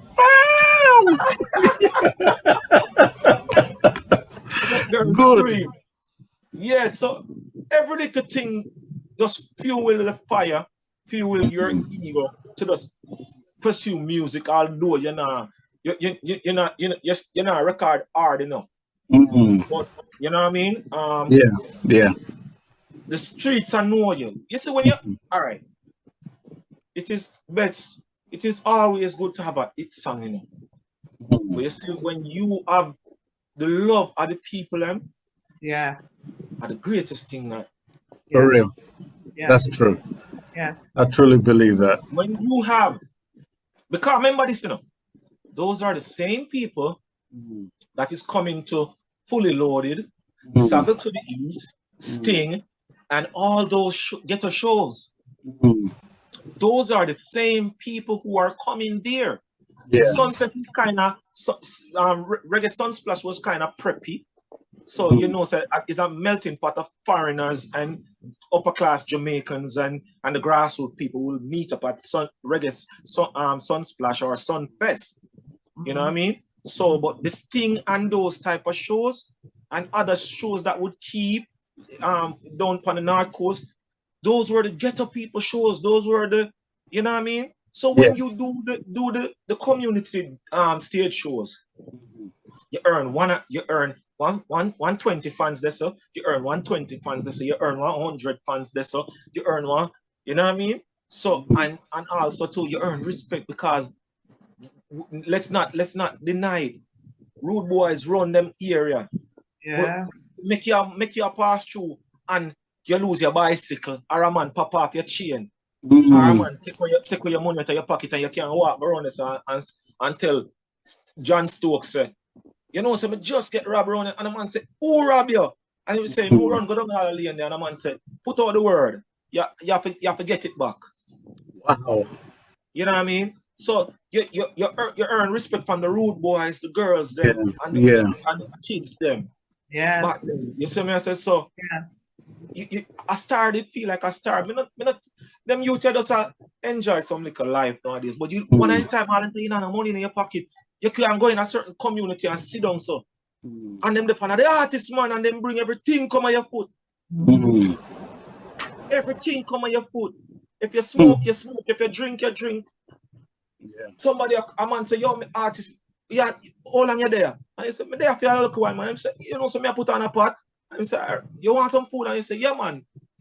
You go home back, and all you do is go home and go lie down in your bed because you don't get everything already. Wow. You know what I mean? Brilliant. So, yeah, man. So the music is nice. So what did the stage shows itself teach you? Because by this time when you were doing stage shows, how many live recordings did you make? I didn't have much live recording. I recorded my first song at age 14 at Run by Sugar Minott. So I had that underneath my belt, but I was always learning the R&B songs and also writing my own little songs. Right. So but here we know. That's why I could never, even before my album, I could never allow people to call me a upcoming artist because it doesn't fit me. It doesn't. No. At age 10, Trisha was older than me. Trisha was older than me. Then Nallis. So I was being groomed. I knew what to do before I got the opportunity to do it. Right. This is what people don't understand. I knew my dad had me entering pop and variety contests where I represented Kingston and St. Andrew. You know what I mean? It was a competition by Ronnie Williams Center. You know what I mean? And all of those. So I was always being fostered and groomed and molded and shaped. I knew when you were announced on stage, you walk out and the mic was always in the stand. My dad said, okay, it depends on the type of song that you're singing. You would go in front of the mic and you will start a solo. But first you greet the people. You know what I mean? Good night. You know what I mean? And you introduce yourself. And if you would allow me, I would love to sing a song for you all. You know? And then just to give yourself workspace, you release the mic from the mic stand and place it behind you. All of those things my dad taught me before. So I was ready. The only thing I needed to learn is more how to record in a studio better. How to do my own background vocals, how to carry a strong lead vocals and stuff like that. I had to master recording more than any other thing. Every other thing else, I had it underneath my belt already. I had stage performance, stage entry, how you interact with the people. My father always said, listen, pick the prettiest young lady in the crowd. Right. And sometimes him said, listen, me man, sometimes if a man see her sing to a ugly girl, when the pretty girl see her sing to an ugly girl, them now start screaming and start going away because you must he must sing to the ugly girl and rare and blah blah. So you get more girls there stuff. You see me as like? So there were tricks and trades when teach me. So I could have even when at age 14, I was too experienced as far as stage shows are concerned. I tell you this story, and this is me jumping ahead, getting back, because for those who are here with us, and we know TenStar gonna say me I move too fast, but many years ago, a few years ago, I got up one Saturday morning, and I was sweeping up my yard, and I went to get a rake to kind of move the leaves, separate the leaves from the dust, the dirt and stuff like that. So I went, first of all, my next door neighbor, I look over his yard because there would have been a rake in his yard. I didn't see that rake. So I went 2 yards next door where a gentleman had a woodwork shop there. From time to time in my community, Seaview Garden, you have the little flare-up of gun violence and stuff like that. I did not know that there was a situation going on between guys over my area and guys over from other sides. But it was not evident because no shot never had a bust. Maybe it was brewing, but it was not. It didn't explode. So when I went into the yard now and entered into the woodwork shop, that's when 2 gunmen rose up from in there, hiding out in there, and that's how I got shot and stuff like that. So it caused me to be in a wheelchair. You know what I mean? I went to the Mona Rehab Center. At one point I was at KPH. Much love and big respect to each and every doctors and nurses at KPH, ward assistants and porters. Love, you know what I mean? I know the journey not easy, I know the work not easy, I know the pay is not what it should be, but you still get up and you go do it. I know sometimes some patients make you get frustrated and everything, but don't give up. You bond with that talent that God put something in now. Don't lose a love there for caring for the nation. You know what I mean? Likewise, teachers, we always say the pay. I think teachers deserve so much more than what they are getting. But I always say, listen, if we teachers are first and foremost, because our teachers teach you everything. You know what I mean? So that's just it. So being at those, going through the hospital situation and getting back and stuff like that, and you know what I mean, went to Mona Rehab and stuff like that, did my stent there, and you know what I mean, just being in a wheelchair and you know what I mean, wondering how how life are gonna be now. You know what I mean? Because when I learned, all right, in the Jamaican system, nobody, maybe if it was a private hospital or properly funded hospital, maybe you would have somebody come and tell you that, okay, Mr. Watson, you're maybe later on, maybe, you know, I mean, good therapy and whatever, you would walk again. There was nobody to tell me that I was not gonna walk.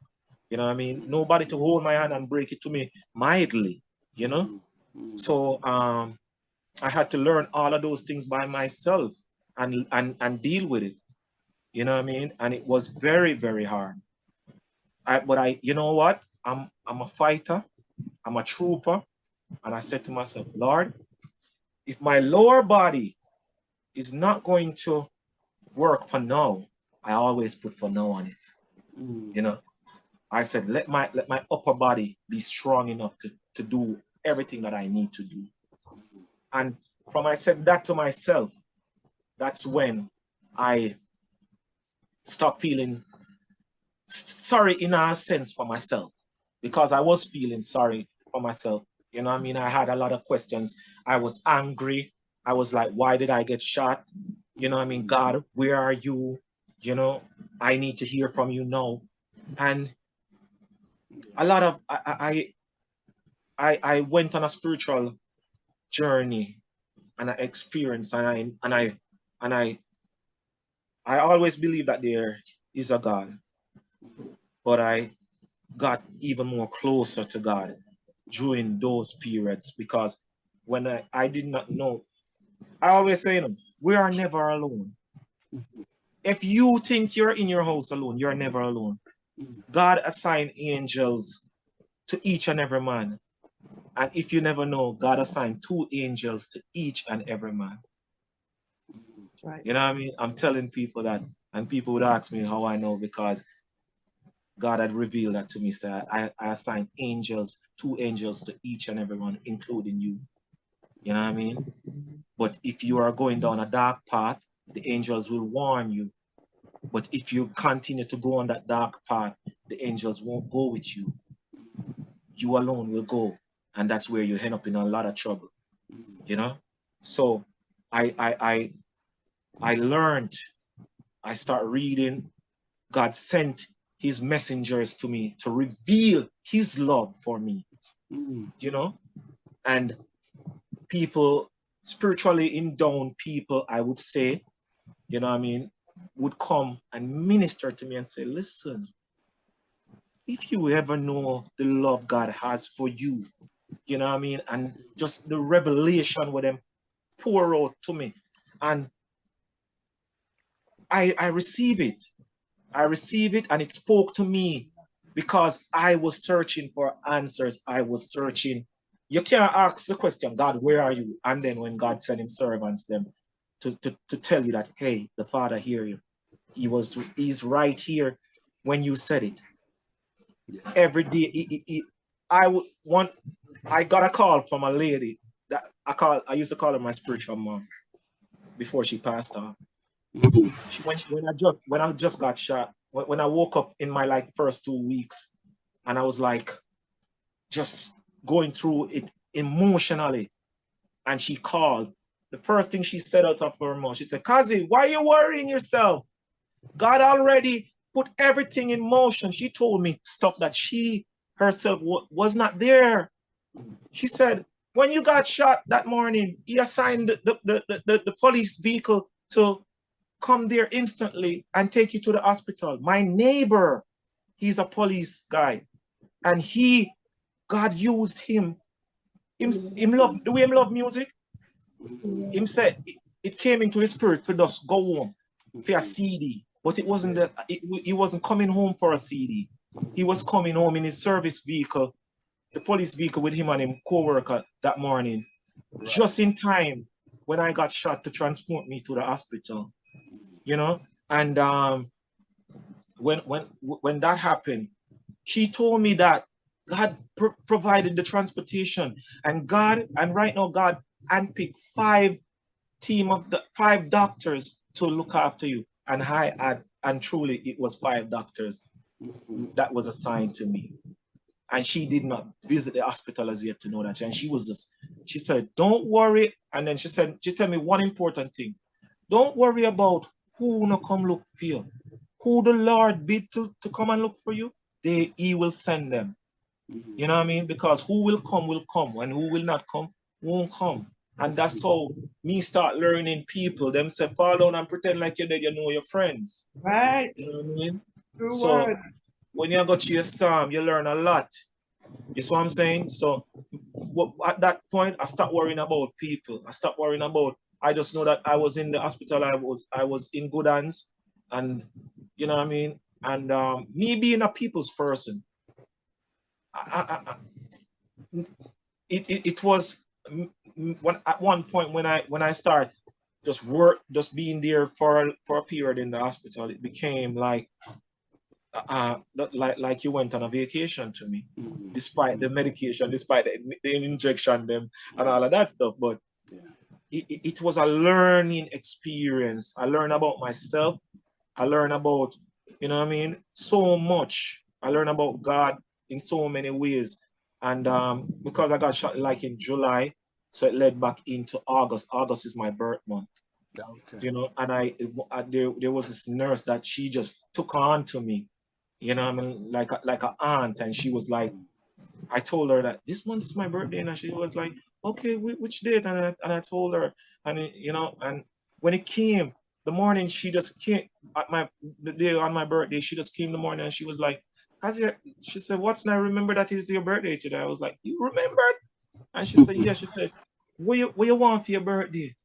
I'm gonna come to the and say, oh my God, I'm tired of hospital food. I want KFC.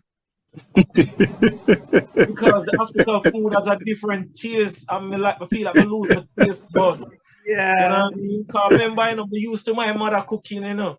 Yeah. You know, and stuff like that. So she called a ward assistant, and she was like, go downtown, because everybody know where KPH is. It's close to downtown. It's like walking distance.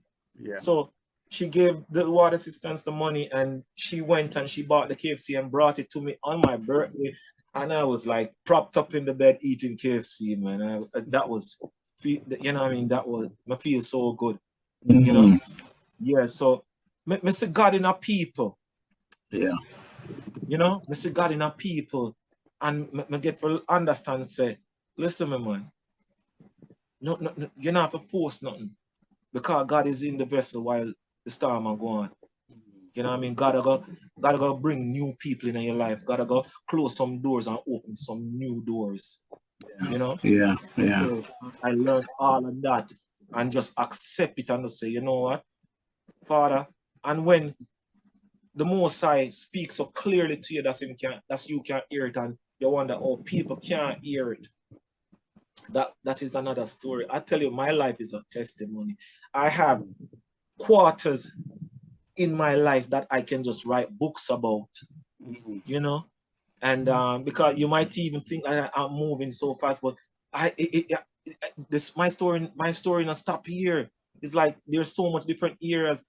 When I got released from the hospital and come back in a Seaview, the vibes was kind of, everybody was like wondering and concerned about me. I was like, you really come back, you're not afraid the people hurt you and hurt your family.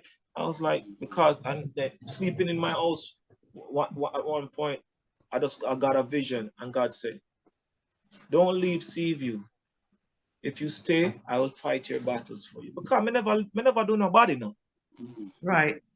Me never do nobody nothing. So me never felt the need to run. You know what I mean? Me always I tell people, say, why me if you leave? I mean, never do nobody nothing and rave and blah blah. So it's like it kind of hard for me digest. You know what I mean? And then God just said, God in our vision, him show me, say, if you stay, I will fight your battles for you. I will even show you, because there were masked men who shot me. And God said, I'm going to show you who shoot you too. I'm come to books and say, God, I'm going to say, all right then, me I stay. I'm going to tell my father, say, me nah go on nobody yard, go stay. My yard, me I stay. You know? And I could see the concern on his face at that time, because mommy had passed before. You know what I mean? And I could see the concern on his face. I said, just watch the power of God. And God destroyed everything that tried to rose up, everything that mentioned my name in a negative manner. You know? So God is good. Yeah. God is good. If you just let God fight your battles for you. When you think your enemy, them too strong. You know what I mean? God said, they spread out like green grass or whatever. But then after a time, when them get destroyed, you search for them and they cannot be found. You know what I mean? So no man, no care what kind of forces rise up in this land here, on this earth here. Them no better than God. You know what I mean? Enough time I hear the Rasta them say, them a soldier in your army, I'm a laugh. And I say, boy, oh boy, them still have a lot to learn, because if them read the scriptures, because them things is a storybook, is a testimony book. If them read the scriptures, John no need no man to fight him, to be no army for him. Remember, say a mosquito and frog and locust and all sort of insect him use and mad fear, you know, man. Yeah, for real. If you ever experience enough mosquito bite you, you confuse, you just step on. So them are your army. You go wish you got dead. If you ever let go some bees, find you and the middle let go bees and everything for fear of. Lord, take me now. To them. So John need no man to fight in battles. So when me hear someone say them are soldiers in a army, in what way? Yeah. You know what I mean? In preaching the message, fine. But in fighting physically, you can't fight. You can't be a part of that. Because there's different levels to every army. Yeah. Right. You know what I mean? Yeah. So you have the mosquitoes, them, the roach, the rats, the bees, the all different type of insects to drive you crazy. Pestilence. Yes. Yes. Yes. Yeah. That's what they're there for. Yeah. Okay, let me can I ask you though, how old were you when you got shot? I was like 20, 22, 23. Yeah, around about that. You know? Yeah. And So my mom had passed off just maybe a year or so before I got shot. Oh wow. Yeah, so it was like not having your mom around to just, you know, to but even the way I love my mother, enough time people say, why it's sad that you don't have your mother around and and blah blah. Something just dawned to me and they say, you know, say, may her soul rest in peace. You know, so might be that would have been the death of my mother, because she don't know, say, and so me birth me pit.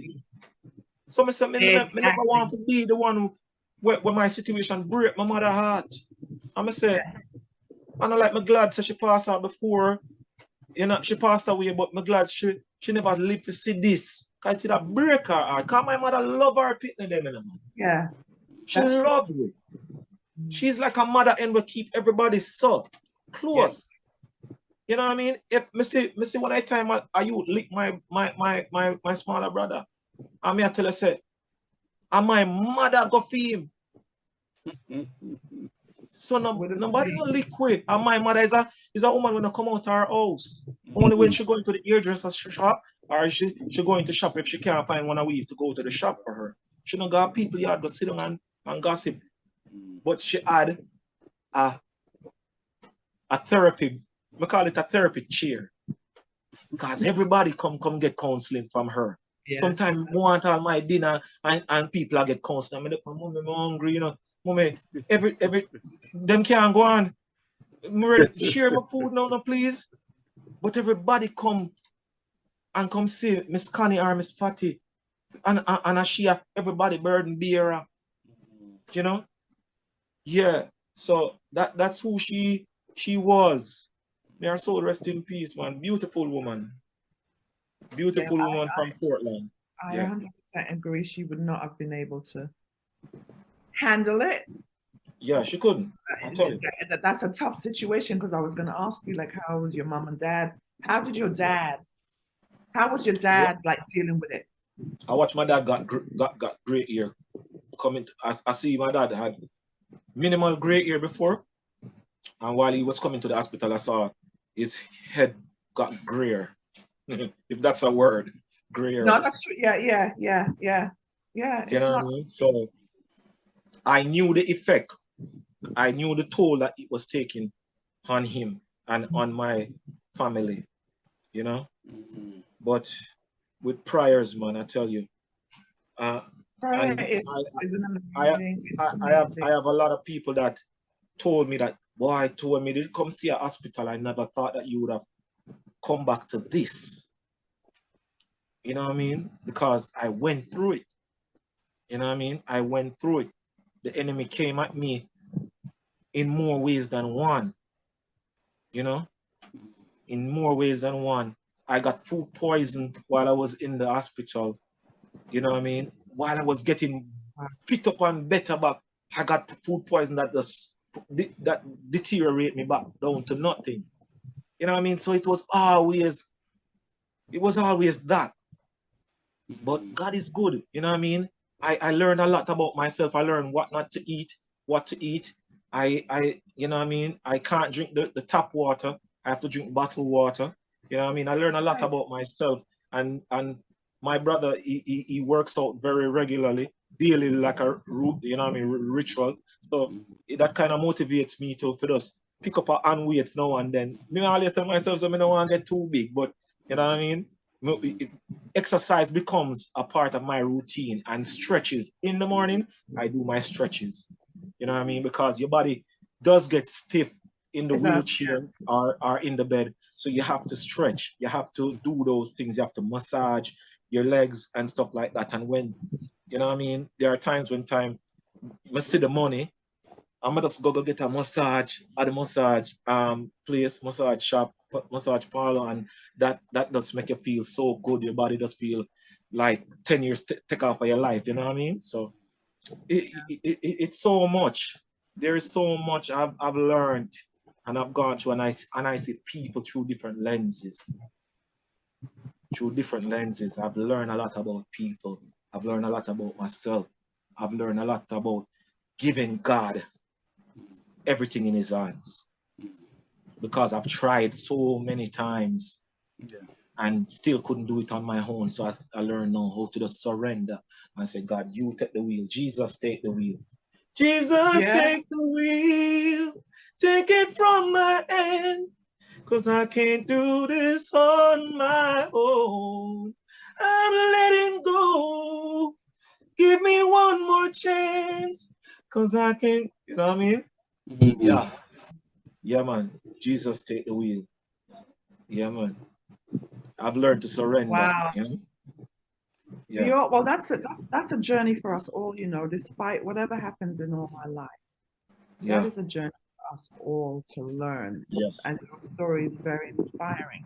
My question to you is, in your revelations from God, and he says, I'm going to reveal to you who shot you too. Did he reveal that to you? Oh, yes. Oh, yes, man. I was in church when one of the guys that listen, he came to church. He came to church one Sabbath. He came to church one Sabbath, and I was like there sitting down. He was sitting down across from me over the next side, nervous as hell, because him don't know how him end up at church. You know? Him don't know how him end up at church. You know what I mean? But I was sitting down, and I just find my head keep on doing this. At different times throughout the ceremony, as the church service was going on, I keep doing this, and I was like, and it dawned on me, because I'm a very, I can walk in a room and just feel like something is out of place. I feel I'm a very energetic, spiritual person. You can, if a person come in my atmosphere that vibe not right. As someone look upon him, you're an empath. You're an empath. You know what I mean? I can't tell that you look something about you not right. You know, your spirit not clash with your spirit not agree with mine. So as I said, when the program ended, and this is gonna shock you, this is gonna shock everybody. When the program ended, I was sitting at the back of the church, and you know what I mean, everybody was meeting and greeting. He was looking to leave through one of the doors, but then a girl who was friends with me, who live over to them side of the community, went like this and just grab him on. And she the point, yeah, leave already, and stuff like that. And she said, oh, Moa said, she don't know, you know. And she is like, oh, Moa said, Moa said, evening to my friend over there. And she kind of pull him to me. And he was like, just nervous as. And I was like looking at this guy, did not know it was him. But then it just dawned on me. God was like, bam, here he is. And how I know? This guy was wearing the same jeans pants, the same shoes the day he shot me. You don't believe that. God made this, God put a veil over this fool and made him wear the same jeans pants, the same shoes, and come stand up right in front of me. And I just stretched forth my hands and I shook his hand and I say, give your life to God. That's what I said to him, because I realized who he was. And he was like so nervous when I hold his hand. And I hold his hand firm because I'm not afraid of, I'm not a fearful person. I'm not easily shook. You know what I mean? So with that, when I hold his hand, I make sure hold it, give him the grip. Yeah. I'm looking at him fierce. I'm just say, give your life to that. You know what I mean? So wow. Wow. Want him to know, say, listen, man. I realize say, are you, you know? You know what I mean? I realize say, are you.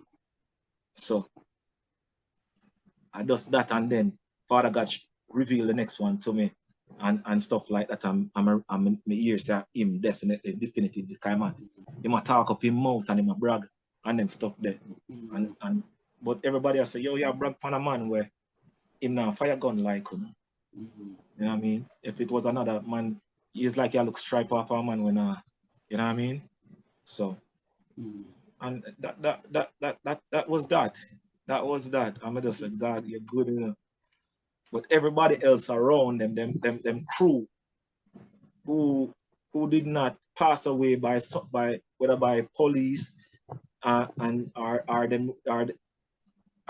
intergang conflict, or just them go pan because them live a life of crime. I what them do. You know what I mean? I what them do.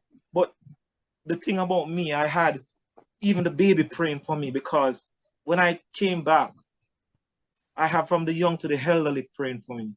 Because my goddaughter and plus another little friend of mine, daughter run on the other side of the pathway.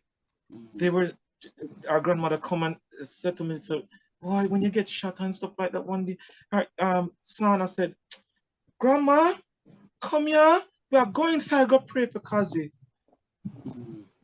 And this is a little girl, and my goddaughter, she the same thing. You know what I mean? These were babies praying for me. I had babies understanding who I was to them.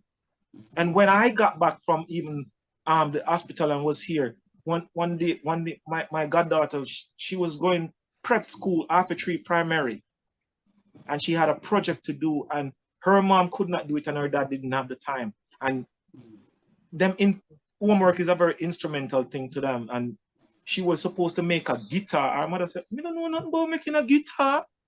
I've never made a guitar in my life." You know what I mean? She come to me and she said, "Godfather, you can make a guitar for me." I said, "Kayla, go to such and such. Tell them say you want a piece of fishing line, a decent piece. Tell them say me gonna make a guitar for you, and go around there, so the same wood workshop when I get shot, you know.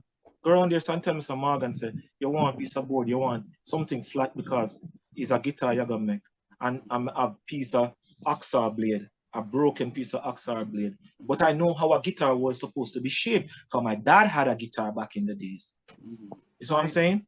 So I shaped it out, I put the nails at the top. I run the fishing line on it and made it looked exactly like a guitar, one of them small banjo guitar there, like, you know what I mean? And when she took it, I said, I was there sanding, cutting, doing all sort of things. I was dirty, and she said, Godfather, you know, so I'm glad you never did, because who would have made the guitar for me? You know, and that just melt here, so. She was like, who would have made this? Who would have made the guitar for me? I'm gonna say, all right, Kayla. That was late in the afternoon, like going to 6 o'clock, 7 o'clock, and I stayed on my veranda and I made it and said, pick it up in the morning, early in the morning, them come call and collect it. When she got to school and she show her guitar, she get big marks. When she come home, she couldn't wait to come tell me, say, the big marks so she get paid. Because everybody else guitar look like guitar, fear one look like something you can't play. That's what the teacher said. You know? So when I was always that person in my community. I go around on my bridge in them yard and see them grandmother paint. And them a help. And other friends are help and I just sing. I'm say, wanna leave? Mr. Mama Del, what you do? When I paint, what them money give me beer truck? I say, wanna leave wanna put on the paintbrush. Leave. Cause first of all, wanna now cut the corner them good. Wanna make that paint here overlap on another paint there and them stuff there. I say, no leave it. I'ma stay there, and when them leave, Star, you always prefer the singer more than we and Mama.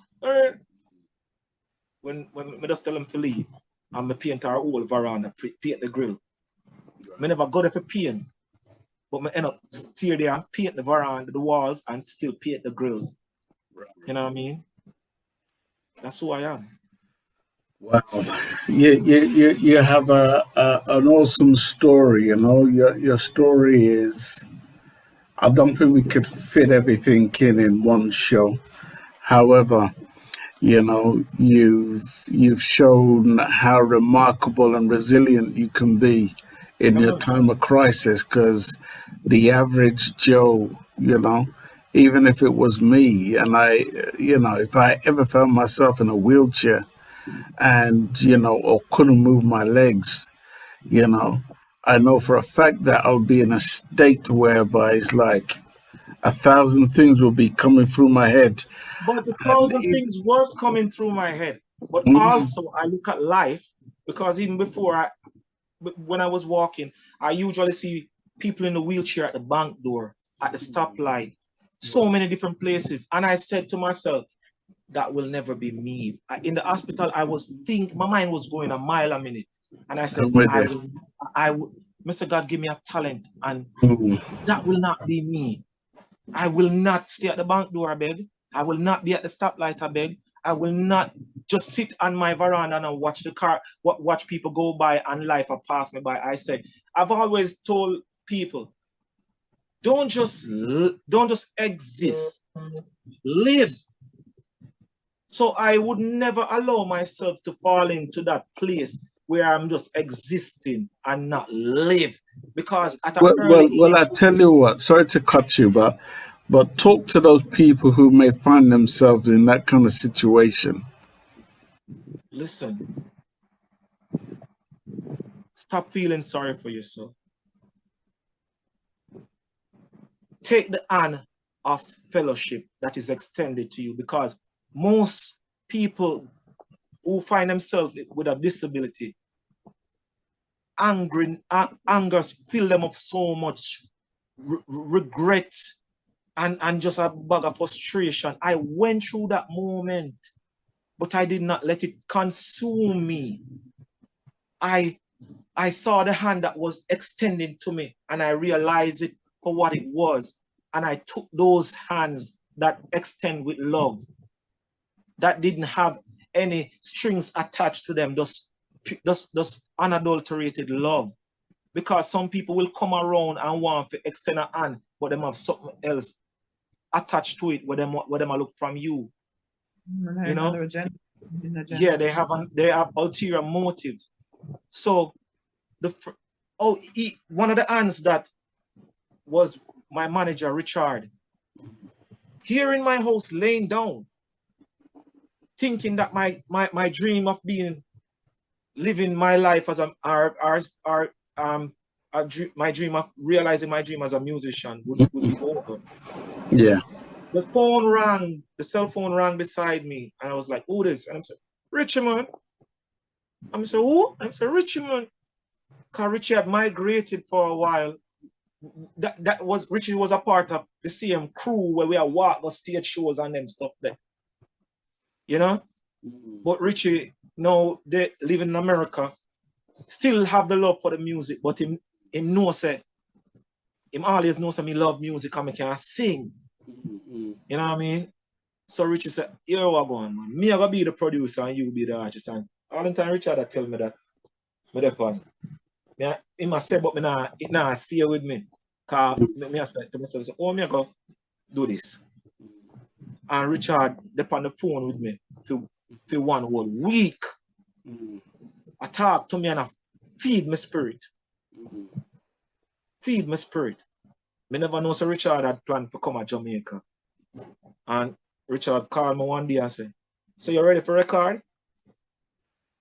And I said, I'm not ready. I'm not even know if I answer that. Because I had breathing issues. Because the surgery that I did, I was not there where my lungs was not, my body was not pushing, because when you're singing, you need your lungs them to function the right way. So breathing was an issue for me. And him said, still try, man. And him flying and we got the studio.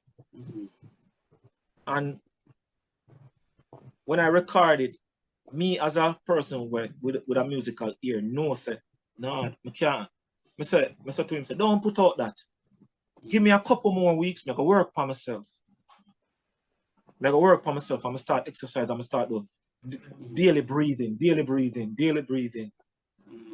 know what I mean? And I come to Boops and go back into the studio after. And I took my time. So no, don't go in there, go rush. If you need 10 hours to record one song, I will pay for the time. Right. And those were the hands of fellowship and love were extend to me. You know what I mean? And another bridging when named Donovan and plus me and my family, them, you know what I mean? And it's like those were the hands that stretched to me and pulled me out of the dark place there. And I said, come, you know what I mean? Come live, not just exist. Yeah. That's why this album is called Life Lesson. This album is called Life Lesson. Before I said, Richie, anytime I go do an album, the album often name Life Lesson. In 5 minutes, tell us about that album, Life Lessons, what it means to you, and the mind thought behind it. 5 minutes. I said to myself, my dad was always singing in a group. Them said, as a father, you do a certain amount of work and leave a legacy, and your son supposed to surpass you. I've always said, if I don't surpass my dad, I would be a failure. So I've always said to myself, I am not going to. First of all, him said, nobody singing in a group, if you're singing in a group, you have to be the lead singer, because when the lead singer gone, when the group break up and the lead singer gone, him gone with the voice. Good advice. You know what I mean? So, big up, Daddy. Go through Stanley them. So him tell me that, I just say, all right, I'm not singing in a group. So I always say my dad had records. And when my first record, because I recorded for Bounty Killer. So when my first, enough artists don't have a 45. You know what I mean? That walk something there. I have one. You know what I mean? I should have taken it out. I should have taken it out of the closet. You know what I mean? Like we have the album here. Yeah. So, you know what I mean? So when I add that, I say, okay, I kind of level up with Daddy now. But Daddy have more record than me. So I need to do more. Right. You know what I mean? So I tell myself, say, all right then. Anytime I do an album, I come across, I get one rhythm one night. My manager in Jamaica, him send me one rhythm. I say, you have a voice tomorrow morning. Listen to the rhythm here and write a song for you. And I was there having my dinner, you know, the 7 o'clock. And when me put on my headset and I listen to the track, I put on the plate beside of me. Me only hear this thing jump out of my spirit and say, life lessons, life lessons. Count your blessings today. Life lessons, life lessons. Count your blessings today. Every man could tell you that them burden is the heaviest. And any man would tell you, hey, you don't know what I'm going through, yeah. But before you give up the fight, you should know one thing in life. There is always someone out there worse off than you. So instead you complain, just give thanks. If you believe what I say, wave your hands. You know that Jah will see you through. So just do what you can do. So instead you complain, just give thanks. And come here, tell me a story. I said, I face all of my struggles. I go through all my pain. Many see the sunshine, but they don't see my rain. I take life with a smile and give thanks for each day. I'm not laying in a coffin and I'm not locked up in jail. Instead, you complain, just give thanks. If you believe what I say, wave your hands. You know that Jah is watching you, so just do what you can do. So instead you complain, just give thanks. Amen, brother. Wow. Wow. Hold on.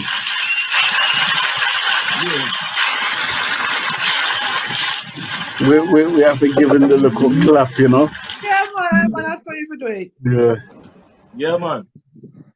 So as the album entails, the first track that you played, and I'm glad you start the program like that. I was getting ready for church one day, and ironing my clothes, and I felt this terrible migraine headache just boom hit me, and I was like, where this come from? And me I tell you, when the headache came on, I couldn't even open my eyes. I had the iron like this, and I had to just barely prick open and rest down the iron on the iron board. And I heard the voice of the Lord say, go and write this song now. That's what I heard distinctively. Go and write this song now. I tell you, I can't even open my eye. I push my wheelchair now to find my writing book and the pen. And I barely can open my eye the way the headache was so intense. And the words came like a rush of a wind. I can do all things. And while I was writing the song, the headache would not leave me. One eye open and writing the song. I barely a preps from the book. I mean, I write. The song I telling on my ears. I mean, I write every word. I did not have to stop and think. So, what going on the next line here? I wrote a whole song right then and there. And it's when I finished write the last word, that's when the headache looked up. The headache went away instantly. Wow. That was God giving. God has given me so many different songs in different ways. Because life lesson came, life lesson came like I was like just writing. It was being said to me. I did not have to think about, what am I going to put on the line here? You know what I mean? Like other songs that I've written lately. Yeah. But it just came to me. I was in my kitchen cooking one day, feeling frustrated about this music industry. Me know me put in the work. Me know me make good songs. But because maybe now I'm in a wheelchair, them I use that for overlook me. And me know say, who out there and what them out there sing, them can't sing like me. You know? Until you believe in yourself and you have that burning fire, then you say, yo, I want to them. Because you hear with it on the radio and you say, And this them have to offer the people them. No, man. Right. I'm not a good singer, so. Yes. So it came out of frustration.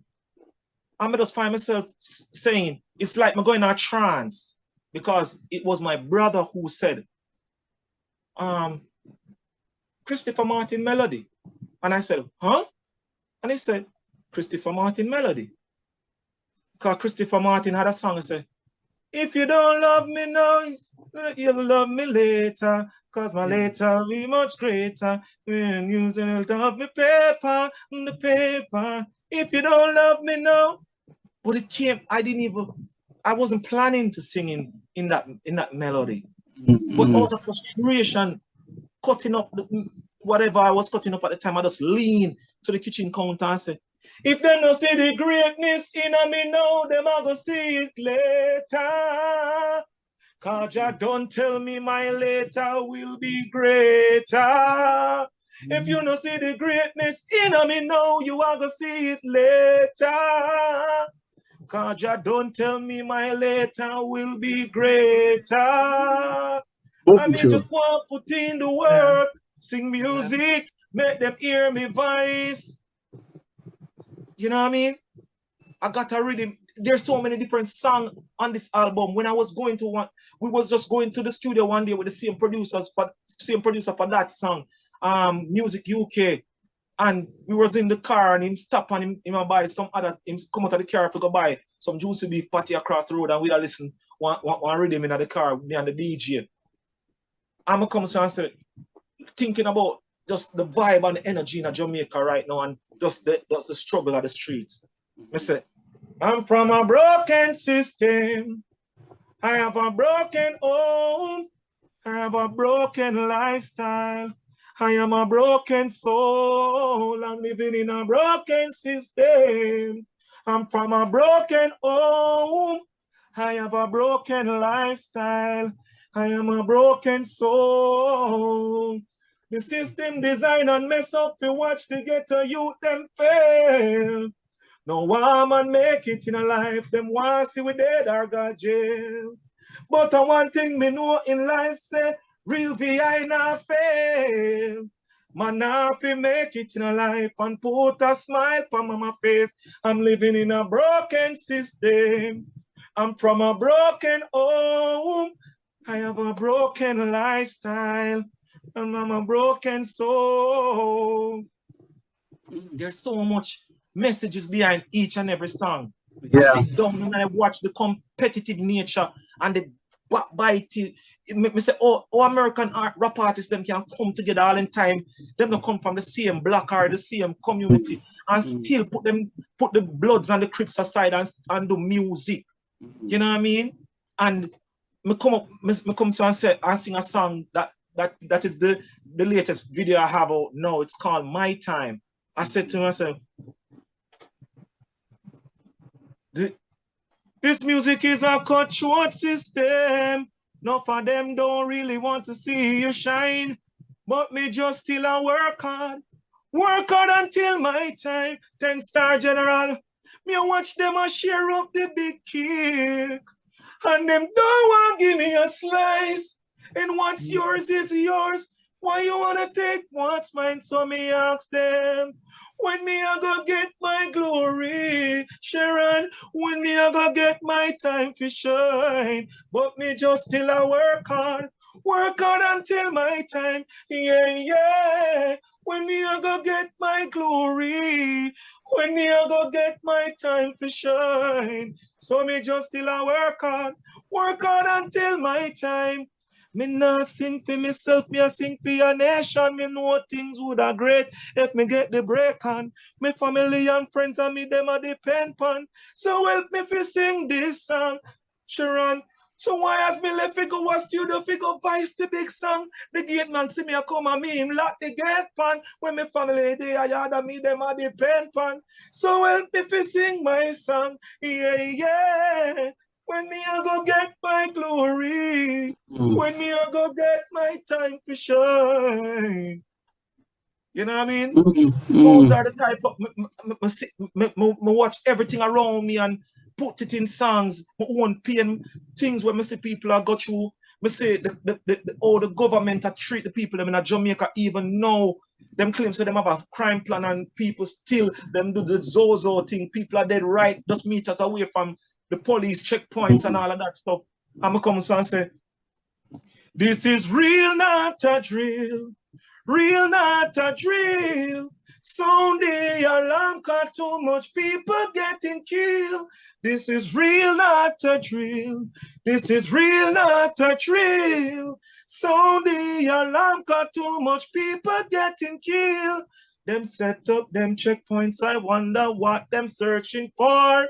When the guns keep barking, I see bodies on the floor. Yeah, white chalk line, yellow tape, unsolved crime. Next case, mother cry, wipe her tears, her son died, who will care? There's no justice in the system, yeah, where poor people are the victim. This is real, not a drill. This is real, not a drill. Sound the alarm, cause too much people getting killed. Mr. Prime Minister, beg you shut up for your mouth. Where is the new crime plan that we hear you talk about? You're safe up in your house, why we can't sleep up in our house? We cannot walk the streets, there's no street light on our road.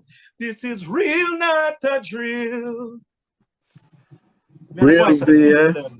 I tell you what, we're gonna have to leave it there. But I'm so happy that we've been able to get a good general idea of what you are about. Yeah, And I feel blessed to have known you. You've accelerated from the time I knew you 10 years ago to where you are today. It's a strong album. I went into iTunes and I bought the whole album. I want everybody to go get Life Lesson album, buy it on iTunes, Amazon Music, stream it on Spotify. Go to my Vivo channel, V.I, Real V.I, Vivo, you know what I mean? And just subscribe to my Vivo channel, like there are interviews there, there are music there, there's music videos there. Just get up close and personal with me, man. Get to know me, you know what I mean? Because I heard the cry of the people, them say they want good music in Jamaica, or good music now come out of Jamaica, and I took my time and I sat down and I gave you out of me, you know what I mean? And just put together with big up all the producers, Music UK, Earth Source Records, Ireland Records, BB Production, you know what I mean? Big up each and every producer, big up all the engineers, big up everybody that worked on this album with me, because I am very proud of myself. I'm very, very proud of my team, and I'm thank God for the effort, you know what I mean? And thank you, TenStar, when you reach out to me, I was so shocked. I was like, you still follow me on social media? I was so shocked. I couldn't believe it. I was like, yo, me tell everybody about you. I said, you know, long this man interview me, and the man just tell me, say you nearly make me cry, man. I tell you, man. You know what I mean? I tell you what, I want to come to the audience. I've always believed in Real V.I, but we'll save that till the end. But Sharon, do your thing. Let's come to the questions before we bring it to an end. Sharon, over to you. Okay, so there was a few people that had a question or wanted to say something to the Real V.I. I invite you now to unmute. So what you have to say to this amazing, handsome gentleman you see before you and name Wicked at. Unmute, please. Miss Jacqueline Thomas. Jacqueline Thomas. You did Avi Henry, as you should really be the first one. Jacqueline, are you there? Yes, I'm here. I lost my voice. Oh my God. And that's all right. Jacqueline. Yes. No, really, I don't have it. He is my heart. I'm honored to be a part of his team. Yeah, man. I endorse, I'm Summer Melody on IG, so I endorse his music. And I would like to do the honor of gifting 4 people, if you want 6 people to purchase his album. myself, or he can purchase it as a gift from me to him. But I'm just honored to be a part of this great interview. One of your songs you sang are touching my heart, and it brings tears to my eyes, because this is your chance now. It's your chance to shine. Amen. Thank you so much. Amen. Jacqueline, where are you calling from, Jacqueline? And what is it that you do? Boston, Massachusetts. I'm a nurse. I'm heavily into music, as I've been named by most of my DJs as a music angel. My background, I used to model videos, so many videos, commercials, photo shoots, everything for years and years and years. Oh, look at that. She's in the States. My voice, I went out celebrating my birthday Friday and I lost my voice. Sorry. Oh, the partying too hard. All right. Then. Happy birthday to you. Happy birthday to you. Happy birthday, dear Jacqueline. Happy birthday to you. Baby, thank you. Blessings, man. Jacqueline, thank you so much. Thank you so much, Jacqueline. You're very welcome. Yeah. Anybody else who would like Anybody to say else? something? Anyone else? Would like to say anything to Real V.I? Now is the time. Please do. Please do. Yeah, man, don't be shy, man. Yes, I'm here. DJ Maestro. DJ Maestro. Yeah, I came into the party quite late, but good evening, everyone, and afternoon. Sir, what can I say? You are an inspiration, man. I tell you, I've learned a few lessons today from you. Life lessons. Is exactly that, because sometimes I moan about certain things which is trivial, and to hear your story when I did come into this program, your story and your background and what you've gone through and what you're achieving, man, I don't know, man. I'm just have to salute you, man. For this, I've got to tip my hat to you and say, just keep on doing. Congratulations. And thank you. Yeah, you're just an inspiration, man. I lost for words because at one stage I was getting very emotional when you was talking about what happened to you. When you end up in the hospital, you got shot. So I'm just glad to hear your story. And yeah, man, I'm just gonna be watching you from now. I'm going to be watching you from now. Follow me on the social media, man. Follow me on Instagram. Yeah, I've seen you on there. I've seen you.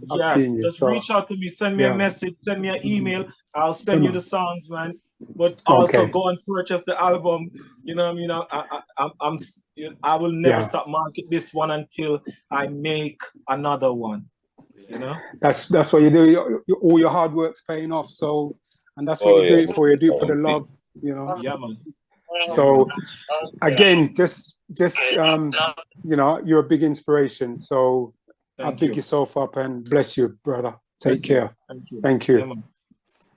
Thank you, DJ. Thank you, Maestro. I think anybody else who would like to ask a question? Basie was talking, so Basie, please unmute Mr. Basie, if you wouldn't mind. Basie's learning the ropes. He was on just now, like Mr. Basie, if you wouldn't mind unmuting. Come on, Basie, where you gone? We're there, here, man. Yes. Oh, okay. Hi. Hi, Mr. Basie. Real V.I. That's my name. Wow. Brother, you know what? It's nice to know, sir, in my time, my living time, me see a next generation of legends, cause that's what I view you as. Sharon Bentley just asked me if I'm not going to ask no questions. And I say, when me listen where you said a while, me I learn, boy, powers, heavenly powers and blessings to you. You are a real legend. I don't know how comes I never come across you before. General culture, you know which part me I come from.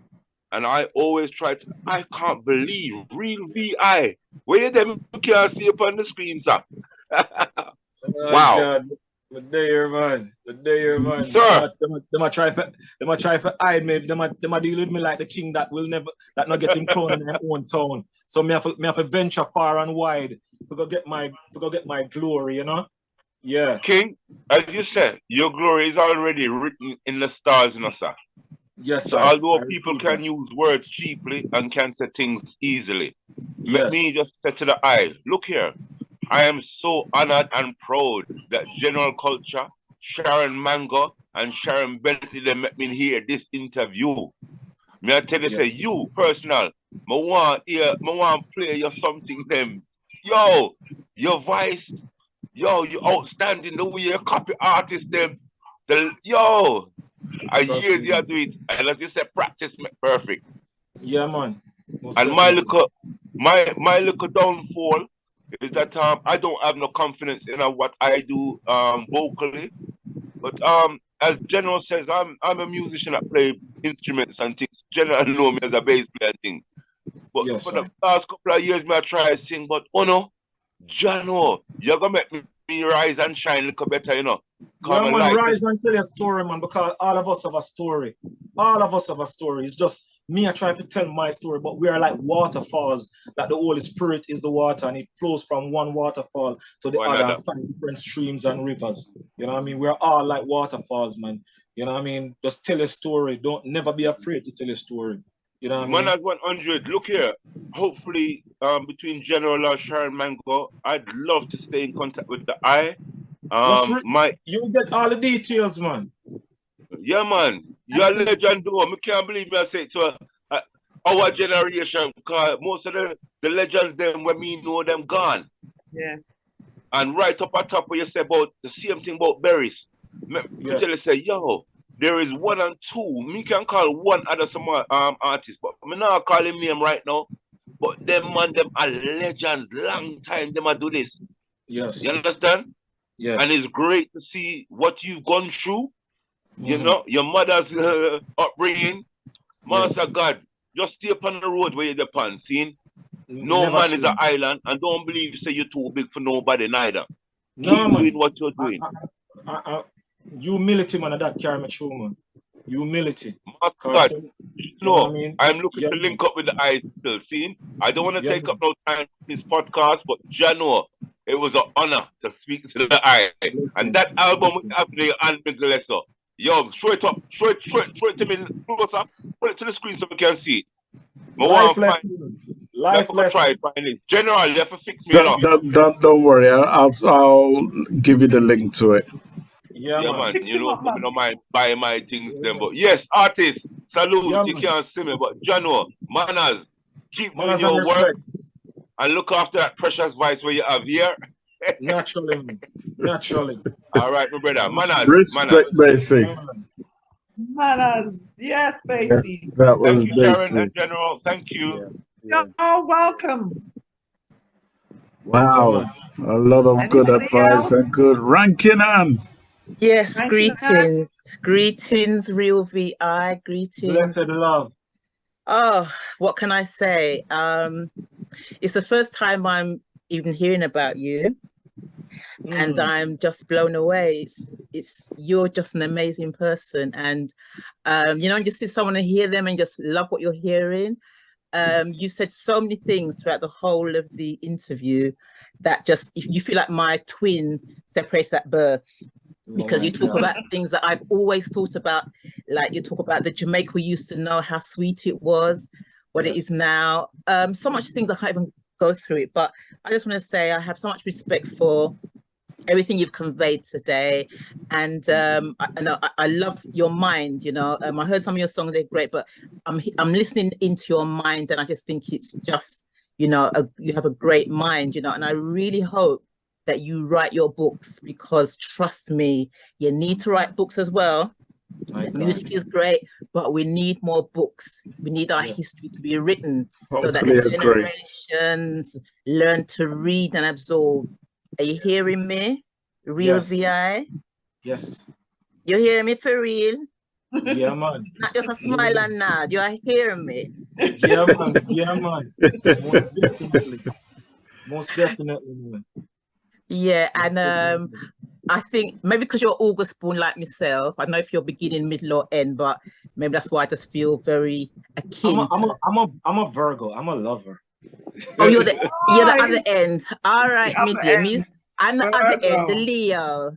Yes. The fiery woman. Yes. That's me. But yeah, so much love and respect for what you're doing and what I'm hearing, and I just know you're going to go from strength to strength. And I love the fact that TenStar and Sharon have given you this platform so that people like myself who never knew you before can just be exposed to you, and we can start following you on your different platforms. So yeah, just enough love, enough respect, and know that there's so many people out there that's loving what you're doing. Even if you don't hear from them, see them, just know that what you're doing is so great, it's magnificent. So big love, big respect, all the best. Thank Sharon you, TenStar, respect. Okay. Thank you, Nan. Yes. And anybody else, before we wrap up, now's your chance to say a few words if you so wish to. And if not, we shall move forward. I personally want to say to Real V.I, I've always known what you possess, which is why me and you linked in the first place. And many years later, seeing that, I would never, ever forget your mindset. And one of the things you kept saying to me was, at the time, TenStar, I believe that one day I'm going to walk again. I believe it. I speak it into existence. I've got the recordings to prove every word you said. You know what I mean? Yeah. And that told me a lot about you, that you're a go-getter. And then I'm listening to your album, because before I buy an album, I listen to certain tracks. If I listen to the first one, it take me. I listen to the second one. If the second one take me, boom, the album's mine. I can buy an album just for one track. There's a song on the album called Entrepreneur. Yeah. Let's see, the whole of them like a young youths, young DJs come out with them like a chopper argument, and I'm like, let me do it in a more intelligent style and show them that entrepreneur is different from chopper. Chopper is somebody where I take people things. Entrepreneur is somebody who creates jobs, who creates startup business and nurture it and develop it and watch it grows. Yes. So I don't want to be a chopper. I want to be an entrepreneur. This is what I want my fans to understand. Say, don't be a chopper, be an entrepreneur. You see what I'm saying? If you have $10,000, you can start a little business. You might say, what am I going to do? I sell cigarette and whistler and ice cement. Just start and save. Throw a little partner out of that, and then you make your style a little bigger. Right. And then until you come to, I got that track 1 year, and the producer keep pressing me. Benji boy keep pressing me, and I said, singer, we're gonna put out the song them on the rhythm. And I said, Benji, say not until me know say this song you go on my album, me I go voice on this rhythm, yeah. And he said, why you treat me so man? When me do your singer? I said, no, Benji, because I know say these are the type of rhythms we can't just release just so. They must go up on a body of work and feed the people them. Right. Because I've always said I want to make songs that last. I grew up on the Barrington Levi. I grew up on the songs that will last. You know what I mean? I grew up on we get the privilege for their own Junior Reid. You know what I mean? The Michael Rose, them more sing songs more on the songs will last like for them song. You know what I mean? Right. So when I got that rhythm and I heard it, this just came out of my spirit. All I'm a friend, am I entrepreneur? Just to make a million. I would love for you to play that song. That is what we're going to end the show on. I want to come to Sharon. We will end the show. I know you have a whole heap of things, so much things to say right now. Me know, but we're going to end the show. But Sharon, over to you. I want to thank our guests for coming on the show. Next week, Next week we will not be in the building. We're taking a week off, and we'll be back in 2 weeks with another bombastic guest. What a way to leave the people with a memorable interview. Precisely. That's exactly how we do it. So let me say what I have been instructed to say from within. V.I, God gives his toughest battles to his strongest soldiers. You understand? He gives his toughest battles to his strongest soldiers. You are, as Basie stated, you are the next generation of legends. Legends are coming in all shapes, forms. You are one of them. When you now, this album now is out there, Life's Lessons. You are the next generation to bring in the newer ones, even newer, to help them to understand what real life is, because people are skipping, these young ones are skipping through life. Fighting, not thinking, it I go end there, so it I go. You are here to change the game. I am. I believe that Jamaica will be what we believe it to be again, because it is a God-blessed island. We have, unfortunately, have the corruptors in there. But there is a shift. I continuously talk about the shift that's coming. The shift is in place. You are part of that shift. You and so many others. This interview will be out there shortly for people to watch. And that is where if you touch one, you're going to touch all. Millions. Somebody somewhere is going to be listening to say, hey, listen, man, we got to do something.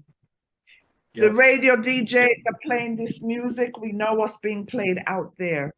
Not good music. But here you are. We're about to change the game. Everything in its time and place, as you have learned. Everything. Your time is now. Your time is now. So I want to say to you, God bless you. May God continuously bless you as you embark on this new journey. It's not a new journey, but it is a new journey. Everybody out there, they get the album, Life Lessons from the Real V.I. It has been an honor and a pleasure to have you on our platform. It's been my pleasure and an honor to be here. And much love to all the fans of the world, all the fans across the world, whether you're living with a disability, whatever. Don't give up. Don't give up. The key word is don't give up. You know what I mean? If your legs are not working, use your hands. If your hands are not working, I see people with their feet driving cars, typing on computer keyboards. Just learn something new. Challenge yourself to learn something new each day. Challenge yourself to do something. You know what I mean? Trust me. And if God think you need a helpmate, male or female, is going to send that person. Don't force anything. Don't buy love. You know what I mean? Love will find you. You know what I mean? Yeah, man. Just wait, man. Yes, absolutely. Just God wait. bless you, my friend. Your new family. You say your family now, you know. All over the room. Your new family. Remember me tell you. Call on me anytime. Call on me anytime. Call on me anytime. Yeah, man. Right. Master and crew, thank you so much. We're going to get out of here. Real V.I, it was an absolute pleasure, brethren. We'll link you up. Yourself. Bless your family. Sharon, bless your family. Bless you. Take care of yourself until we gather together like this again. Man. Yes. Yeah, man. Love. And I want to bless and big up. Rankin Ann, who did a brilliant concert yesterday. She mashed up the place in a full suit of black. You know, she did extremely well. Yes. She did. So one, give her flowers too for doing an excellent show. So we're gonna get out of there. When we do our next show, we're gonna get her to say a few words. You know what I mean? But, all right. So we're going to get out of here with this song. It's called Entrepreneur. All right. This is Real V.I. Get the album. Here we go. Bang! Never soul from a tribe of Shaka Soul, Ethiopia, Africa, when I laugh, when I linger, when I play, no time you say it. Original Raising Awareness show, we are talking about TenStar General, Yaman, Sharon Mango. Bang, bang, turbulence to the future. Holy man, like King Selassie, Joe. Rastafari, keep it accurate and royal. Worldwide, Steppers world. Hustlers. I me say all of my friend them are entrepreneur. Just to make a million, you know that it's sure. Whoa. Money maker, that's a we. Happy secure the milk and the bills of it pay. Kids we go to school, so you know we not play no. Money maker, that's a we. Happy secure my winnings, yeah. Have to make the bread, yeah. Till a guy say no wrong with my paper, no. Cause he will lose him head. In this concrete jungle, lion don't play. Fittest have to fittest survive. Sometimes you have to hold your corner just to save your life. Streets are on red every time. Whoa. Whether you work 9 to 5 or you hustling, yeah. Got to know what you're doing. Well, that's all, folks. That's my line. Simplified, babe. Let a star do this. That's all. That's all, folks. Can I go home now? I'm TenStar General from Starcade Promotions, and I'm out of here.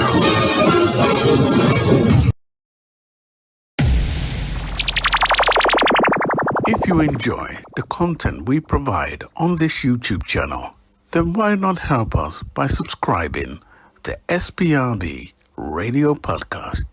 Thank you in advance.